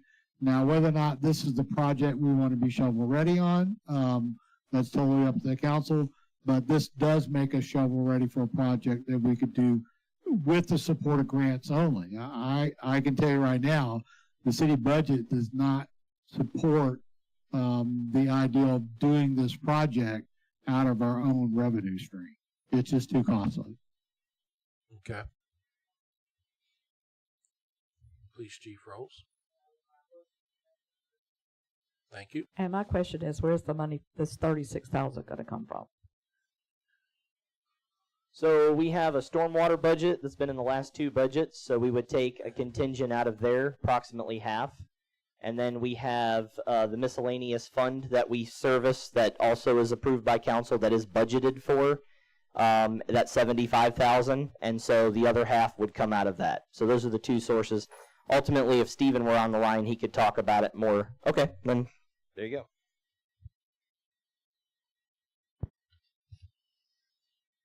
Police Chief Rolls. Just to clarify, I'm just trying to understand this. The 41,000 not to exceed is for the design that the city pays? and then we hope that we get a grant to pay for the work. Is that what you're saying, Walt? Yeah, this would get us in line where we can apply for grant money for construction. But there's no guarantee on the grant. There's no guarantee. And have we done design and construction on Northwest 7th Street? No, that one we just did some conceptual design. We've done very preliminary under the miscellaneous services where we put together some concepts. That one for the brick fund, we think we did enough to get you the grant, and that we did. Some of that was a marketing charge that we did.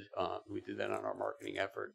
There was a little bit of compensation done through the miscellaneous services All for right, that too. I remember that. Yeah, so because we have it was that. such an emergency situation, Yeah, y'all just it's- jumped right in. Yeah, that application is lined up and ready to go once they open that grant window, which we think will probably be July of this year. That would actually be my first priority because it's flooding those two houses routinely.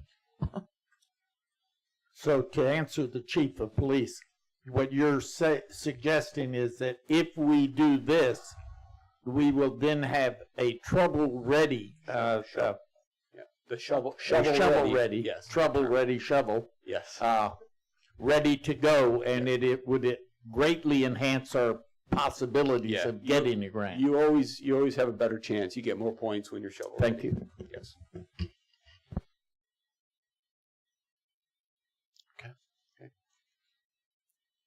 All right. Anybody have any other comment? All right. I will entertain a motion for resolution 2024-61. I hear entertain a motion for approval. We're looking at each other.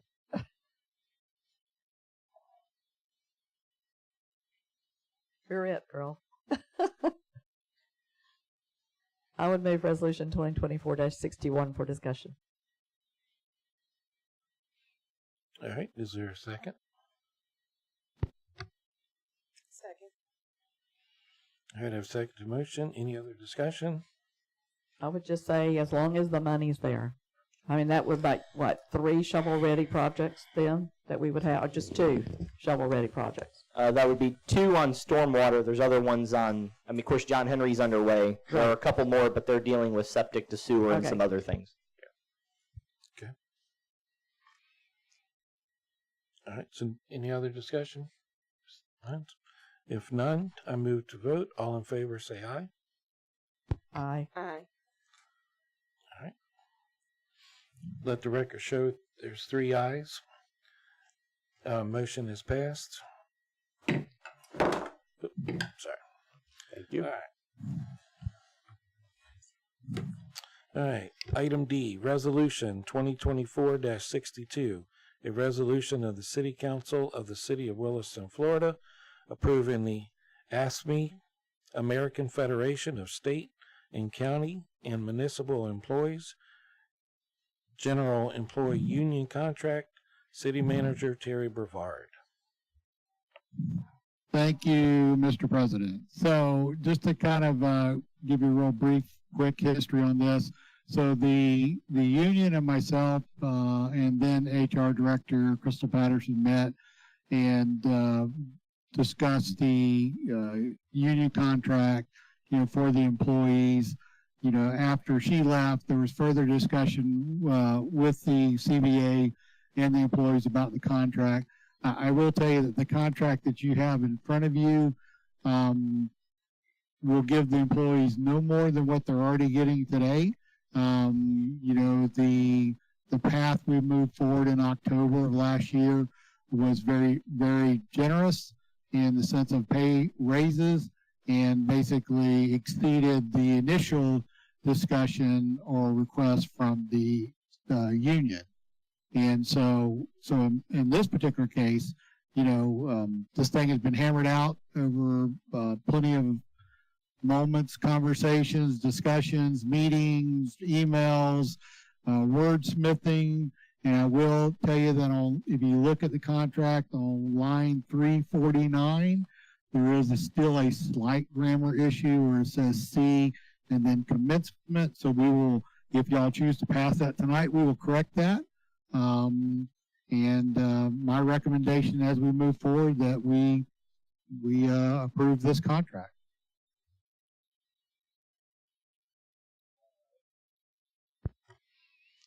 All right, does council have any questions? I have some general questions. Okay. Yes. My first one is it in here anywhere? Did I just miss it? Who is covered by this union contract and who is not covered by this union contract? If it's here, I did not find it, and I looked twice.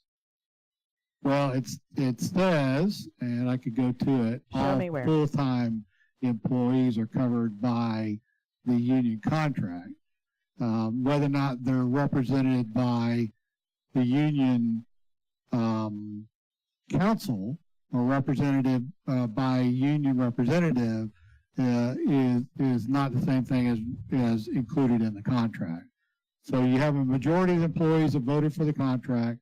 The contract, the union is here legally, and basically because of that, I mean, the only thing that a non-doing employee would not be covered would be any benefits that the union offers and their legal guidance, you know, when it comes to grievances or anything like that. Anybody can correct me if they like. I will tell you that the same grievance process in the HR manual, except for the arbitration, is included into all employees. So, did that answer your question? Not quite. I don't think. I know that all employees are covered no matter whether they're in the union or not. I know they're based by it, but are exempt employees covered by it? To my recall, they're not, and it doesn't say that in here anywhere, so I don't know if that's still the case. So on line 248, 9.1, it reads, no permanent employee shall be removed, discharged, reduced in rank or pay, suspended or otherwise disciplined except for just cause, and in no event until the employee has been furnished with a written statement of the charges and the reasons for such action. The statement will notify the employee of their rights and grieve and to discipline pursuant to provisions of Article 6 of this agreement. Right. I don't really have a question about the grievance procedure or the discharge or discipline.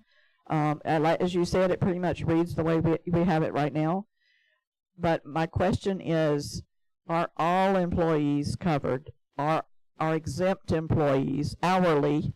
I think am I right? And only hourly employees are covered, but salaried employees are not. It does not exempt cover. employees are not covered. Well, it doesn't say that anywhere in here that I could find. Correct. And I think it should say that if that's the case. It says all permanent employees. Mm-hmm. So I guess my question is, again, is it only hourly employees that are covered by the union and are exempt employees not covered by the union? And if that's not the case, are charter employees covered? That's another question I would have. Charter officers Well, covered. definitely, charter employees are not covered. I mean, I think I know the answers to my questions, but nowhere does it say it in here. When you say exempt, are you speaking of supervisory? Salaried employees. I don't believe they're covered. Your supervisory employees are not covered. Why does it not say that in here? Great question. Because right now it says all permanent employees. So I really believe, and like I said, I went back and looked again just to make sure I couldn't find it, but I could not find it anywhere.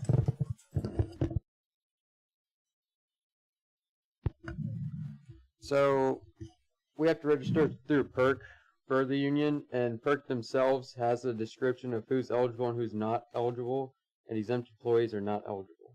Okay. And I remember doing union negotiations in years past, and that was the case. But as I said, nowhere is that in here. Yes, ma'am, because it's all through PERC already stated. It's a document they have to provide before we even apply for a union or even negotiate. Okay, so could we adopt some Exhibit A or Exhibit B? I think we have an Exhibit A already, so I think would be Exhibit B. What actually says that? Yeah, we could include that. As a matter of fact, the original one was submitted back when the original contract was signed. And we went through and updated every position, and job description. And as Alex said, that was recorded with PERC I knew that was as the our hard part. positions that are covered by the union. If I may, Mr. President. Thank If you take a look at Article 1, pursuant to what we were just talking about, it does mention that this contract is regarding the employees within the bargaining unit covered by PERC certification number 1657 issued February 4th, 2008. So if our desire is to attach that's fine, but I think that it's sufficiently described in there. I think that anyone, yeah, and I'm not disputing that. I agree 100%. I remember that. That's why I looked for it. I think if anybody picked this up, they wouldn't know that. Absolutely. Unless I we think attach it attaching it can make it more somewhere. clear. Absolutely. I just wanted to point out that that was referenced in there. Okay. Anybody else And, got a and I question? I don't think the union would have any issue with us attaching No. the most recent job listings and positions, to this contract, because we actually worked very hard at updating that. It was way off from back in 2008. This thing's way too long.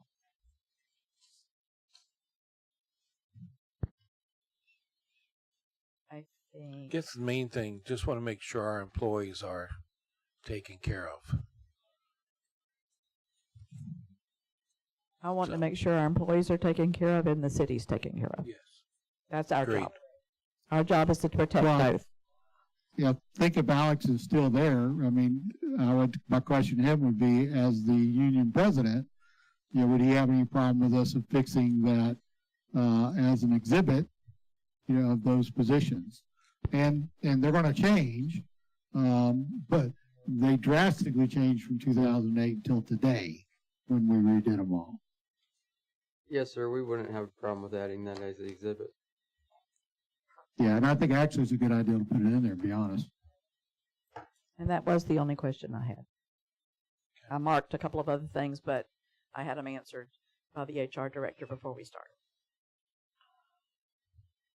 And I would feel much better if it was attached so that anybody who picked this up would know that. Okay.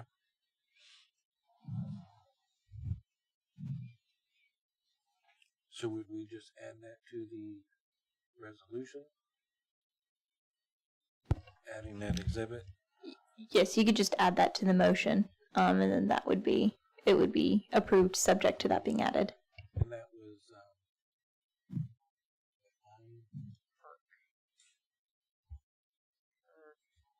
one second. What's it called, Alex?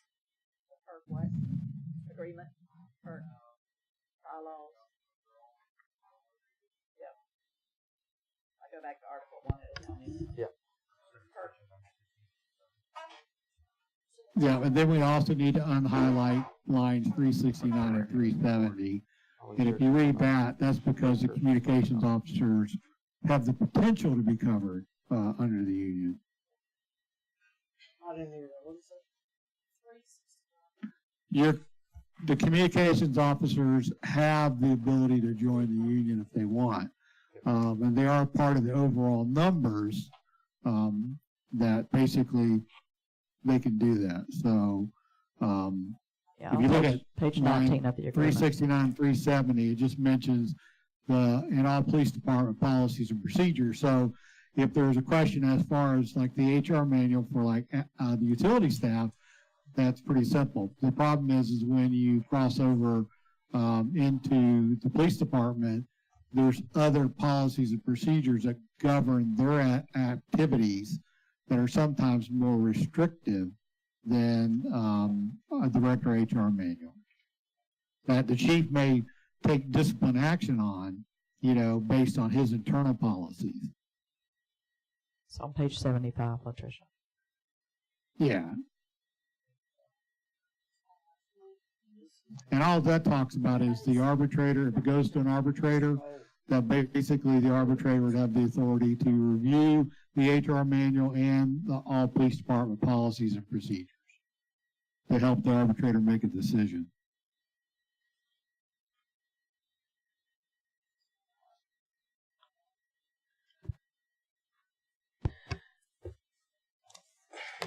You got a question? Let me go for it. I make a motion that we approve resolution 2024-62 with the addition added. Of the Exhibit, PERC of the guidelines. PERC guidelines, exhibit B. I second the motion.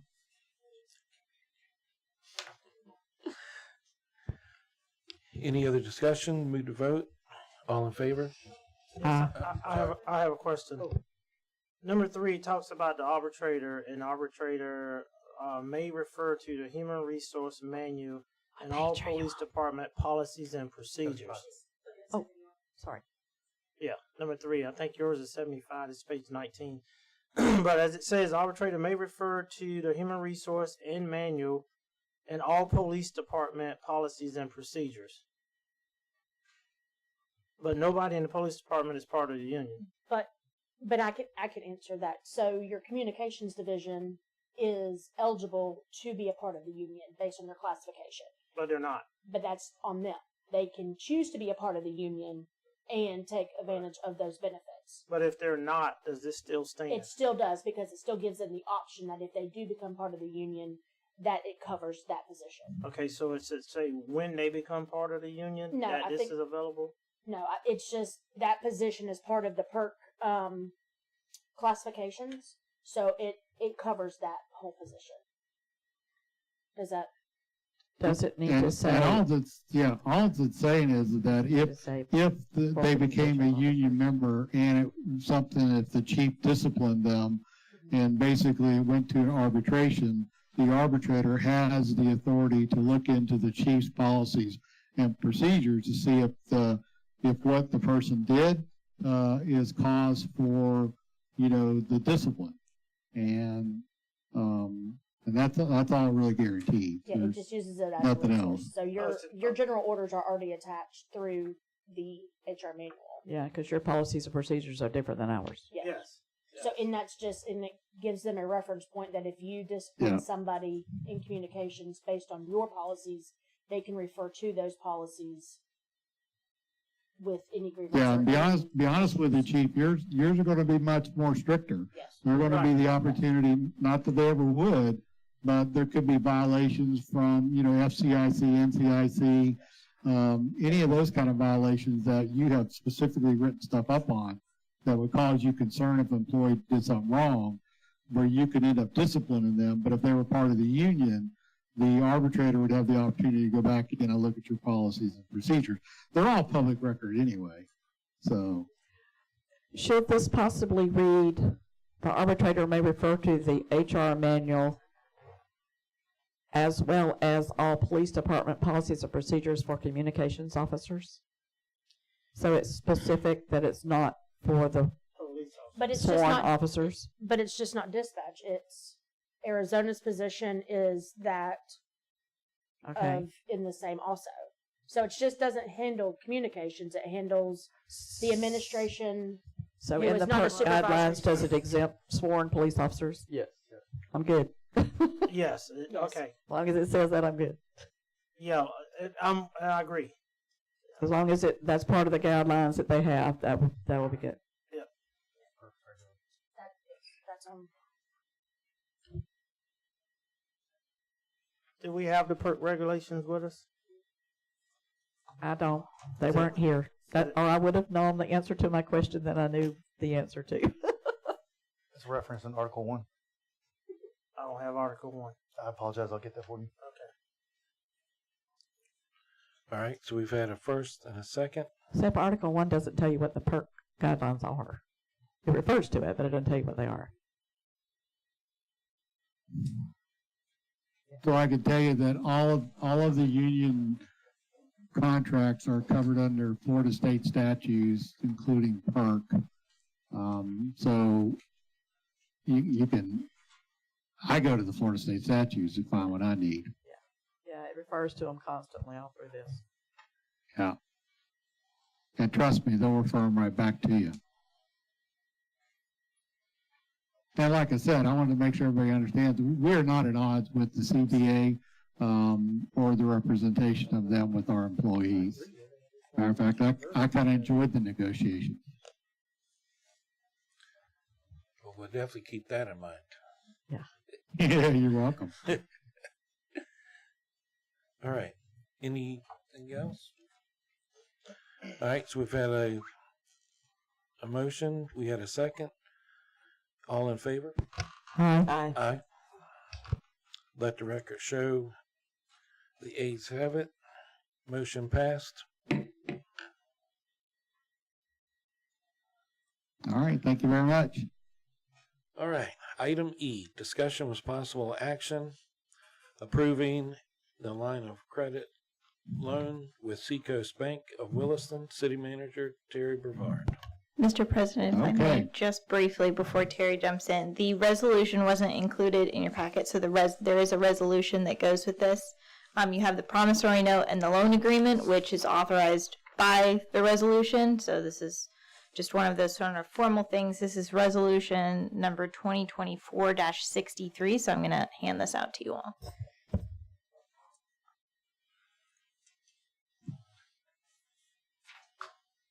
Well, I will tell you that we had this discussion of whether or not this resolution was good enough, or did we need our own? And apparently we do. So I'm glad we got that resolved. What was the resolution? I can see it needs to be updated with the right name on it. Right. The names need to be updated. So if I may, this is the resolution that is from the lender. This is the standard resolution that they have. It just wasn't included in the packet. It just, you had the loan agreement, you had the promissory note, but the resolution just didn't get in there. Mr. President, the bank is working on correcting the name. They said, go ahead and sign this one and they will fix it when they receive it. Okay, thank you. Okay. So Kirsten, you ready? Ready. Mr. President, you ready?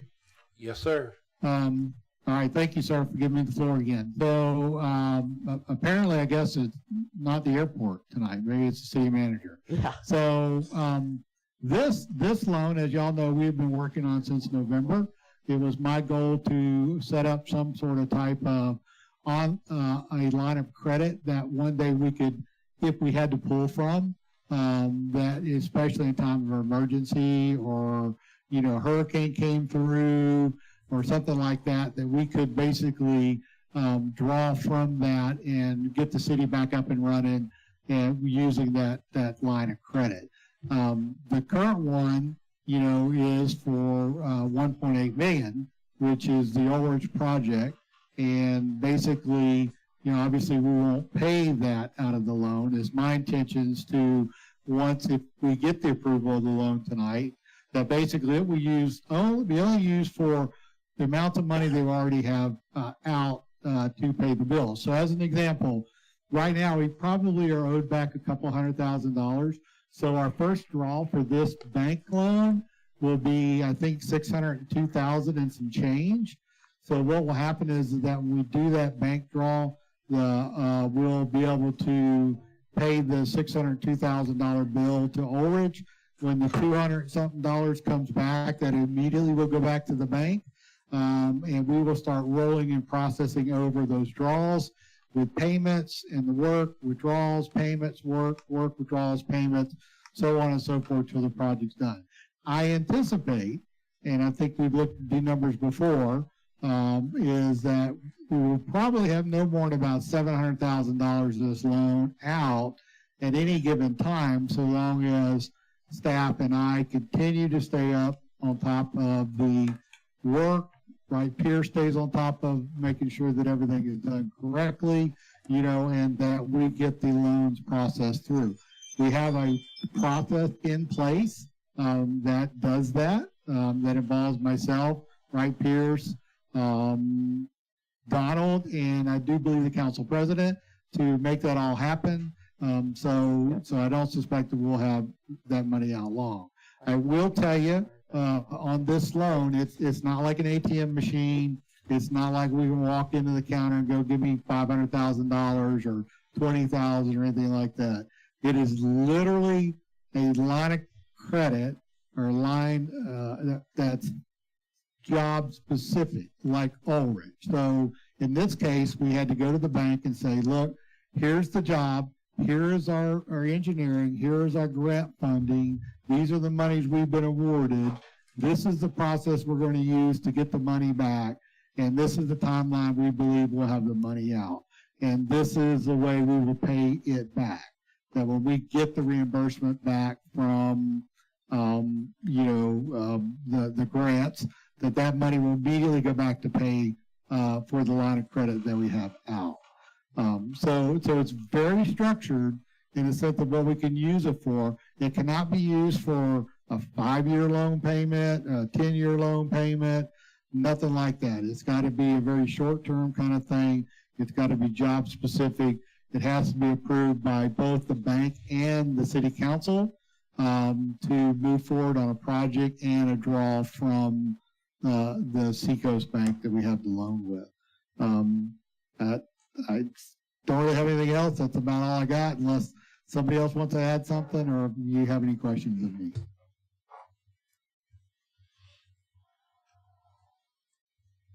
Does council have any questions? I know that this has been talked about, as Mr. Brevard said, in the past. There's no resolution number with this? Yes, sir. 2024-63. 63? 63.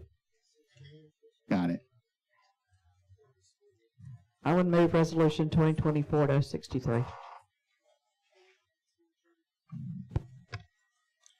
Older type for us older people. Yes, sir. I second. So I have a motion and I have a second. Any other discussion? All in favor say aye. Aye. Those opposed, no. Motion passed. All right, thank you, City Council. Since Mrs. Jones is not here. She has requested that I give the presentation for this next item. Oh, Oh, I know. She owes me. all right. I thought she was going to be here. See She if was. we can get this correct for you. All right. Item E. This will be an open public hearing. So, item E.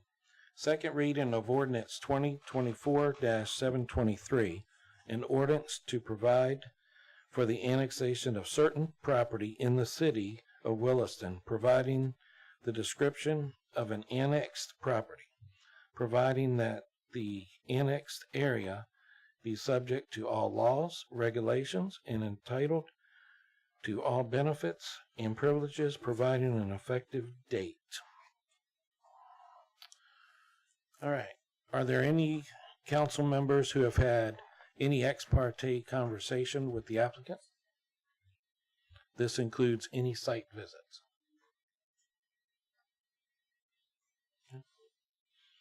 All right. Will there be any applicant, staff, or witnesses speaking on the matter? Me.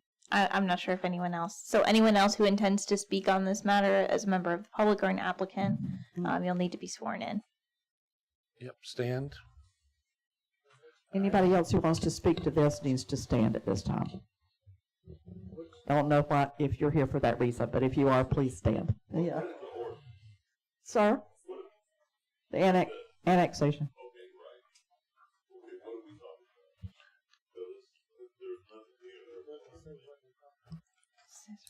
It's annexing in the property from the county to the city. Yep, that's all that it is tonight. And stand up.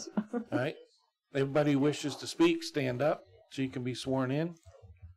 Raise your right hand, Ms. Latricia. Ms. Wright. Would everybody please raise their right hand? Do you swear or affirm that the testimony you're about to give tonight is the whole truth and nothing but the truth? Thank you. If any exhibits, diagrams, photographs, or similar physical evidence referred to during the testimony or which would like the council to consider must be marked and identified and kept by the clerk for 30 days until the appeal time has expired. Staff open the statement. I'm essentially just going to give you the presentation that Laura would have given you, and rely on the rest of staff to assist me in this process, as well as the applicant. So this is the second reading of this ordinance. We've talked about this a couple of times. This has come before you. We've addressed this property several times. This is the old middle school property. So we received a petition from Allenby Investment Group for voluntary annexation into the city. They've requested annexation of the property adjacent to city limits. It's known as the old middle school. The tax parcel number, the legal description are included in your agenda materials. The address is 20550 Northeast 42nd Place for the record, and the property is 20 acres. It's currently zoned public on the Levy County map. Obviously, right now, this is a parcel that is part of the county. They're requesting entrance into the city. The properties to the north, south, and east will remain unincorporated Levy County. Those are zoned residential. The properties to the west are in the city limits and are also zoned residential. If the property were annexed, all development projects would be subject to the city's land development code and development standards, which control building design, height, floor area, etc. City utilities available to this property include garbage, internet, sewer, and water. Power is not yet available. The county was informed of the petition formally in February 2024. Letters to property owners within 300 feet were sent by certified mail as required by applicable law. No inquiries were received. The petition was advertised according to Florida statute. The staff's recommendation is approval of ordinance 2024-723 annexing this property into city limits. Do you have any witnesses you would like to speak? Yes, sir. What? Sorry. Her witnesses first. This would be my witnesses, and I have no Sorry. witnesses. So next would be the applicant. Go to the public discussion. Okay. All right. Does council have any question for the witness? No. Okay. Applicant's open statement.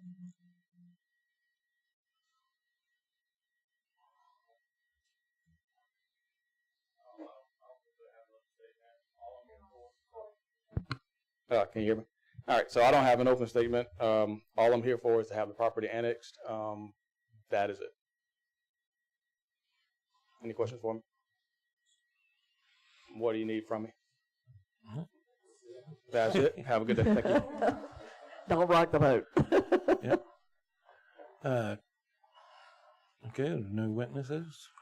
Presentation of evidence by the public in support of and opposition to the applicant and questions for each. Would anyone in the public like to speak on this matter? Say your name and your residence. Bernard, Williston, Florida. My question is, this property is going to be annexed in. This property started to be annexed in about a corporation that wanted to be annexed in, change the zoning on it to agricultural, right? And my question is, what is it going to be annexed in at? What is the current zoning for it now? Public. Can anybody answer that? It's currently zoned public. Okay, public. Yes. Okay, and that's what And this is, we're not considering zoning tonight. So I guess yeah. the zoning will come up at a later date. Okay. All right. That's what my concern is. You know, this public annexation. I have no problem with this public annexation. And I think some of the people here don't have a problem with that. But, you know, it didn't start out that way. That's where the problem's at. Okay? All right.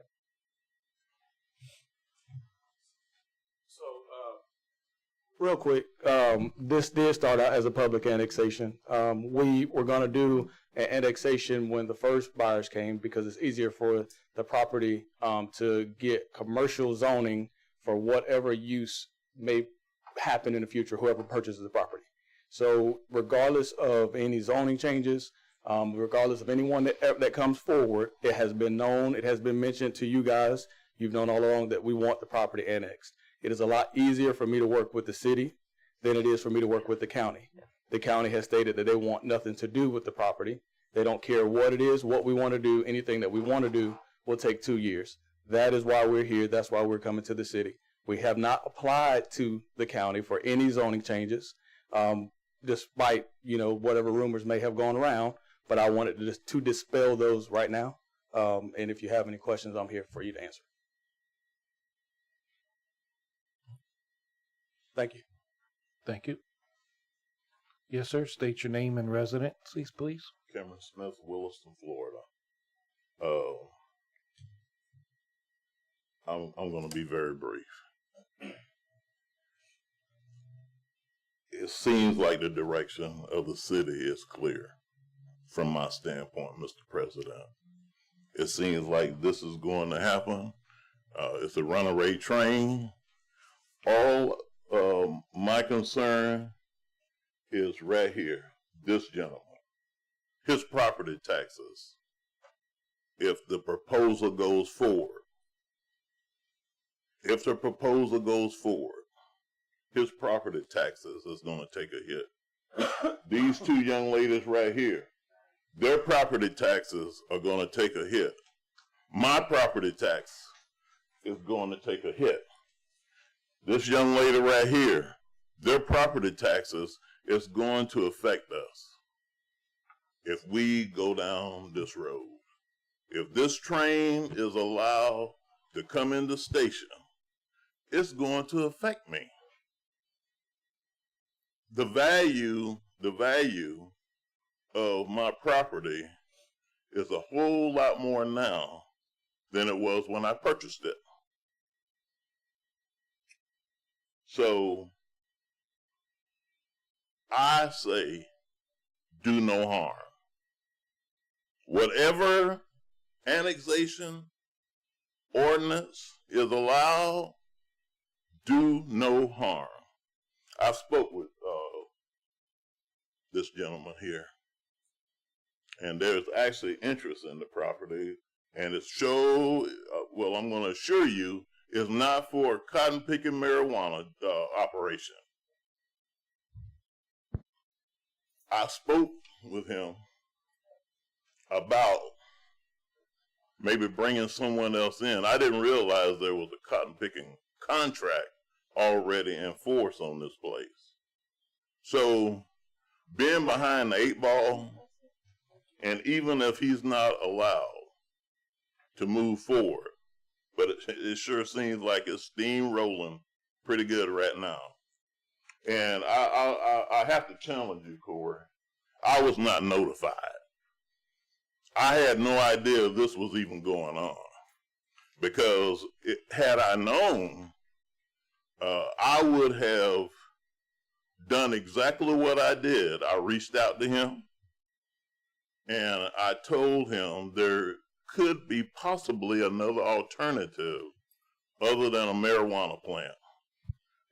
Are you allowed to interrupt me now while I'm speaking? Just because you're off topic. Okay, I'm off topic. Okay, Yes, so we're just strictly talking about annexing that property. All right, okay. I'm going to bring it back in then. Okay, thank you. And I'm going to say again, do no harm. Do no harm. Okay, so if I may, so let me understand. The last sale that he had, this came in front of us for annexation. Am I correct? Mm-hmm. So he has somebody that's interested, and it's coming in front of us to annex the property into the city. If we don't do it this time, the next time that he has somebody, we're going to be right here at the same thing, the discussion about annexing the property into the city. Let me ask you this. Why now? Because a marijuana distributor wanted to Well, he's already been before the board. I mean, you're shaking your head, Mr. Mayor, Because, but he's because the owner has asked us for voluntary annexation. okay. That all is why. Okay, so again, I just say with caution. I will just say with caution. Do no harm. I have Yes, a ma'am. question Go for ahead, you. Ms. Yes, Jones. sir. Do you think the property taxes are going to go up or go down? Oh, they're absolutely going down. I don't believe it. Look what's happening in Gainesville He's on gonna- Racetrack he's- Road. Whatever he does, whatever anybody Look what's does. happening out there. Can I finish my sentence? Absolutely. I believe that whatever, and I will look at other areas, not just in Williston, but in other cities where they've developed blighted areas. It has done nothing but raise the property values. If anything, I would have been afraid that it would raise my property values and my property tax would go up. I wouldn't be worried about my property tax going down. In all honesty, any renovation of that property will do nothing but improve the property values. I have family out there on Racetrack Road in Are you within 300 feet of the school? I could take a rock and probably break a window from my house.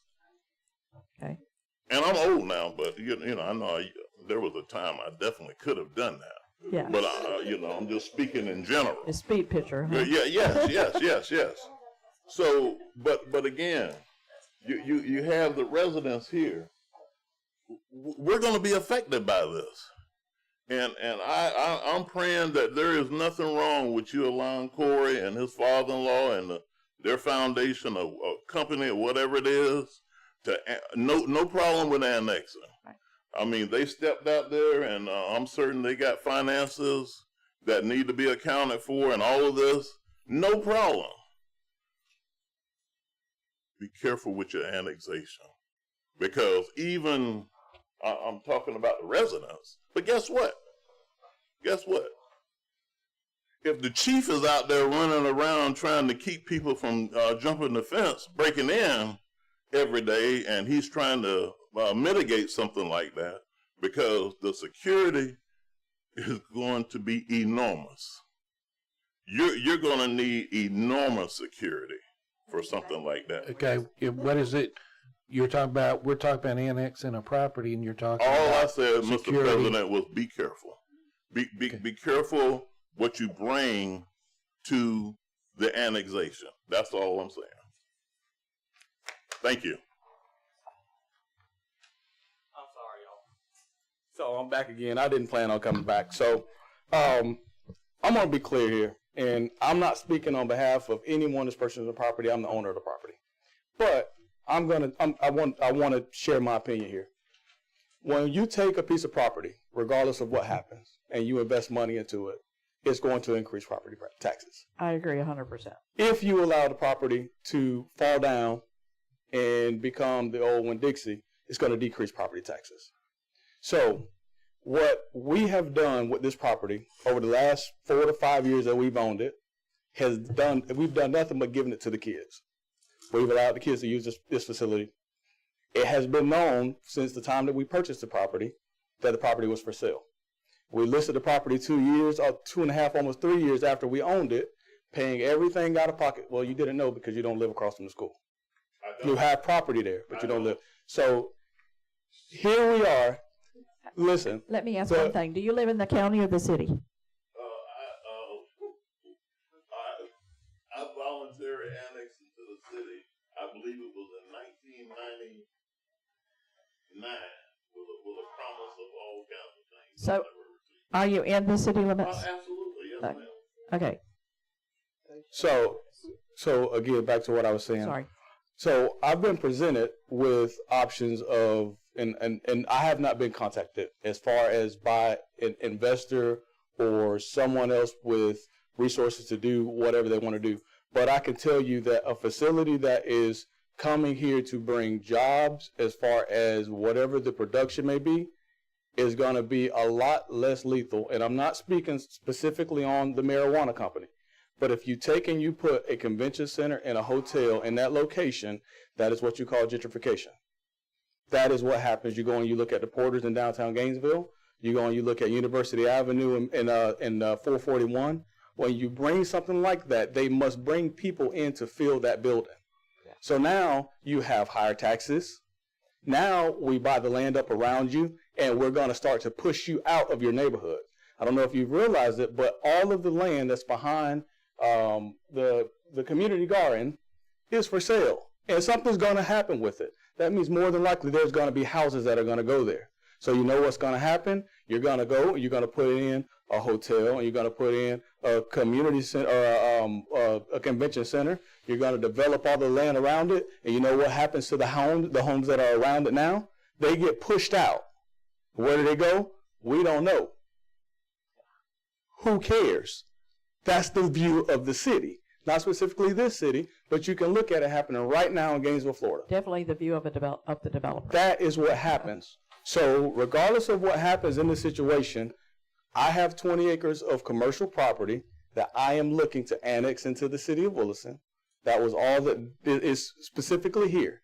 I chose to remove myself from being presented with the potential buyer who has had a contract for over a year on this property, and they've been doing their due diligence. That is all I'm here for, is annexation, but I wanted clarification. Any question? Thank you. All right. Closing statement by the applicant, which pretty much just gave. Closing statement by staff. Hearing none. No rebuttal. Discussion by council of evidence presented as it applies to the requirements of the ordinances.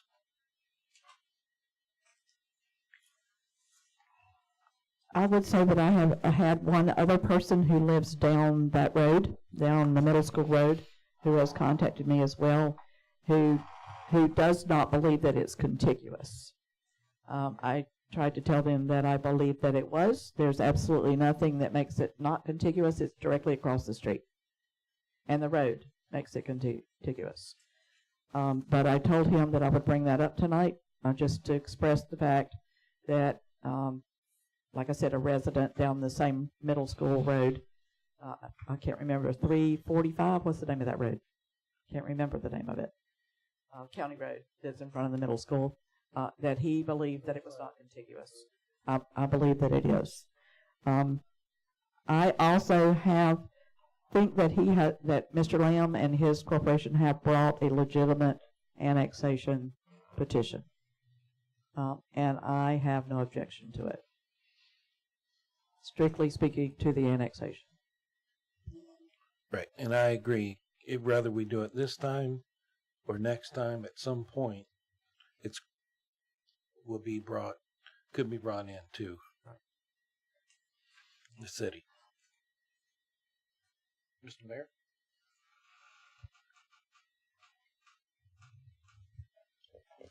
I have for some time been suggesting that the only way the city can increase is to annex. And every time I talked about it, I have been told we only do voluntary annexation. We do not go out and try to annex areas that do not want to be annexed. What we do is, if it's a voluntary, if we are asked, then we consider it. That is what I see is going on here now. We have someone that owns land that is an applicant for annexation, that has applied for that annexation. It will enlarge the footprint of the city, which is absolutely necessary for the city to grow, is to annex. And we will not do non-voluntary annexation, so we only have one choice. If we want to grow as a city, we have to do voluntary annexation. That's all I have. Thank you.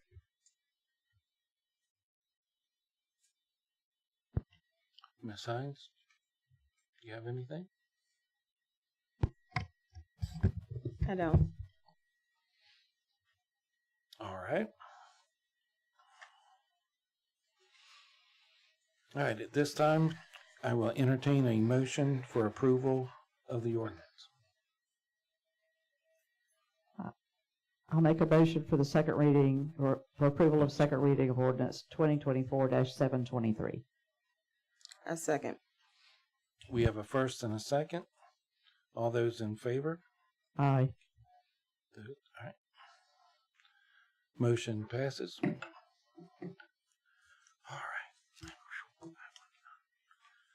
All right. Item G, second reading ordinance of 2024-733.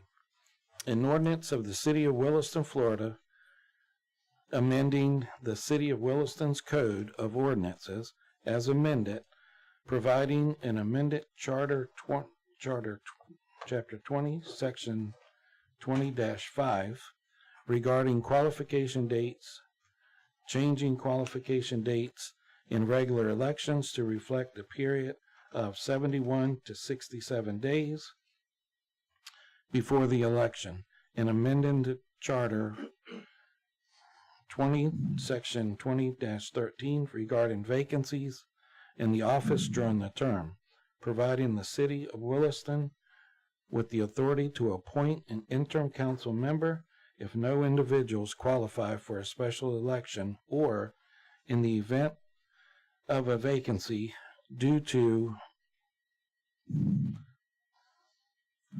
defined types of vacancies, providing servability, providing for incorporation in the City Code of Ordinances, and providing an effective date. City Manager Terry Brevard or City Attorney Kristen Ballou. All right, I'll go, Terry, and then you tell me if you want to add anything. This is the second reading of the ordinance that we saw at our last meeting, or rather our last regular meeting.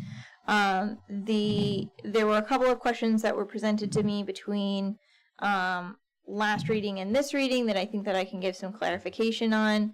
But just as a reminder, this is the ordinance change that allows you to, in the event of vacancies like we've had, both during term of office and after no one qualifies for a special election, to appoint someone to the vacant positions to give you a full council under certain circumstances, as we talked about before and as is outlined in the ordinance. So a couple of questions that I was presented with. One was regarding section 20-8 regarding absentee ballots.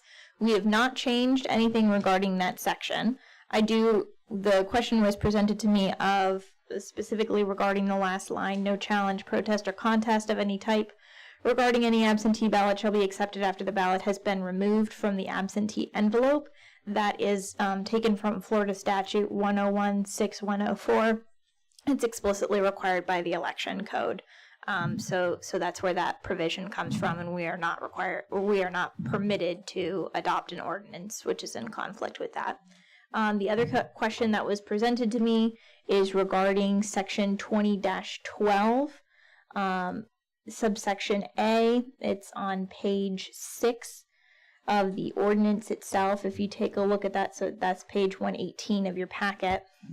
It says, election for that specific office shall take place not less than 45 days, no more than 60 days thereafter. It was pointed out that seems to be in conflict with the edit that we made to section 20-5 regarding qualification dates. Initially, I thought that had been maybe a typo on my part. It is not. If you look down to section B, because section A is setting as a special election, section B in that same section refers to a different qualifying period, which is in accordance with Florida law. So that's why you see those two different time periods.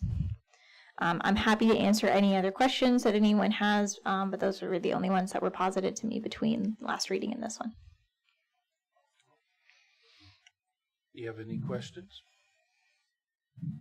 I have a question, but I think my numbers are wrong. Okay.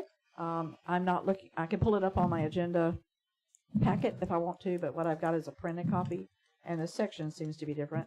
But it's the vacancy of candidacy of office due to death, withdrawal, or removal. Mm-hmm. I have 20-12, but I think it's really something else. Is that the right one? No, it's 20-12. Okay. Yep. Section A.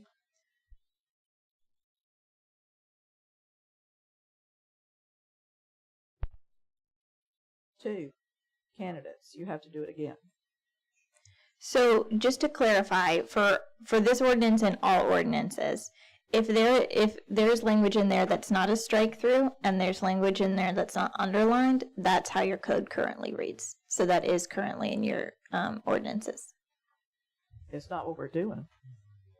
That is currently how your ordinance, and if I can, this is a very, very niche provision of your ordinances, and it was confusing to me at first. The only instance in which, and I've never seen any other city have it, but we didn't remove it. Those strict provisions. Only in the instance in which the vacancy in candidacy for office is due to the death, withdrawal, or removal from the ballot. So if someone who's qualified dies, or if someone qualified is removed, or if someone qualified withdraws, then Section 20-12 is in place. Any other vacancy, so vacancy during term, where there hasn't been a qualifier that provides for less than 2 candidates. Right. Does it really say that now? Sure does. I had no idea that the charter said that. Scout's honor. Whoa. I mean, really? Who knew? I mean, really? Did you know it said that? I had no idea it said that. Crazy. Well, that's really the only question I have. Craziness. Ought to get 1 or 2 people on board. All right. That's it. Or removed or withdraw. So that means 2 people have to apply for us to consider it in those instances. In those specific instances. That's just crazy. I honestly did not know that. Get a health report. I So they don't die. Because I am crazy. Who knew? I'm going to have to go back and read the charter a little better. Well, it's not. It's only 12 pages long, so it's really not all that many. And just to clarify, this is in your ordinances. This isn't referenced in the charter. It's not in the charter. Correct. Okay. I knew I hadn't read that. I haven't read the election ordinance in forever. I knew it wasn't in the charter that way. Okay. That makes me feel a little better. Thank you.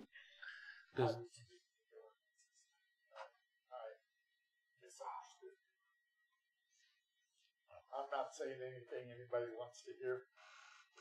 I was thinking we were talking ordinances too, not charter. So I stand corrected if you thought it was charter. I did not see it in the charter. It's not in the charter. No. I know it's not in the charter. I've read the charter for 30 years. I know it's not there. Scout's honor. All right. Does council have any other questions for Ms. Baloo? All right. If not, I will entertain a motion for the second reading of ordinance 2024-733.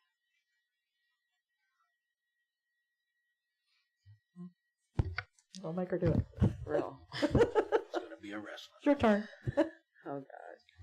I make a motion that we approve second reading ordinance 2024-733.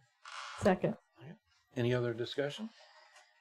Move to vote. All in favor, say aye. Aye. All right. Motion passes. Ordinance. All right. All right. Section 8, we have now closed the public hearing at this time. Item 6, public participation. This is your second opportunity to address the council at this time. Anyone in the audience can come forward to the podium, speak for 5 minutes on any topic other than what was on the agenda. Please state your name, your place of residency, and just a reminder that the council does not have to comment. No takers? All right. What's that? Yeehaw. They all want to go home. Anybody online? All right. All right. Item 7. Announcements. Staff questions? Mr. Mayor? Is this on? Yes. I'm so proud of you. Last week during the investors, I massacred my chief, and Councilperson Jones rescued me. But I told him then that I was going to do it on a regular council meeting. Yes, I'm going to do it. You can just quit all that.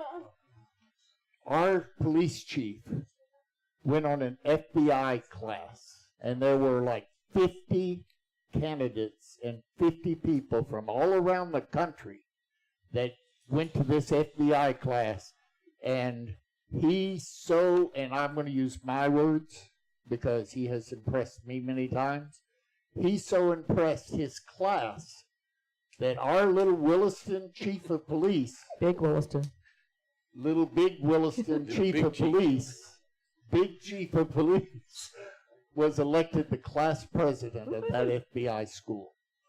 And I am as proud of him as I can be.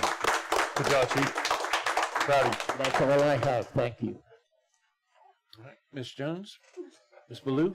The only announcement that I have is to say that there's a Memorial Day service at the cemetery on Sunday at 2 p.m. If anybody'd like to join us.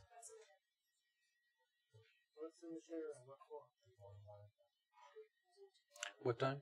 2 o'clock. Orange Hill Cemetery. Sorry. It's like the cemetery. We have 2 or 3 more. Yeah, but that's the cemetery. It's true. It's the one Ms. the Ray, American Legion chose. Do you have any questions, Ms. Stacy? All right. Item 8. It's our favorite time of the meeting. Can I get a motion to adjourn? Second? Yes. Get a second? I will second the motion. Golly. We have a first, we have a second. The time is now 8:31. The meeting is ended. Holy cow. Oh my God.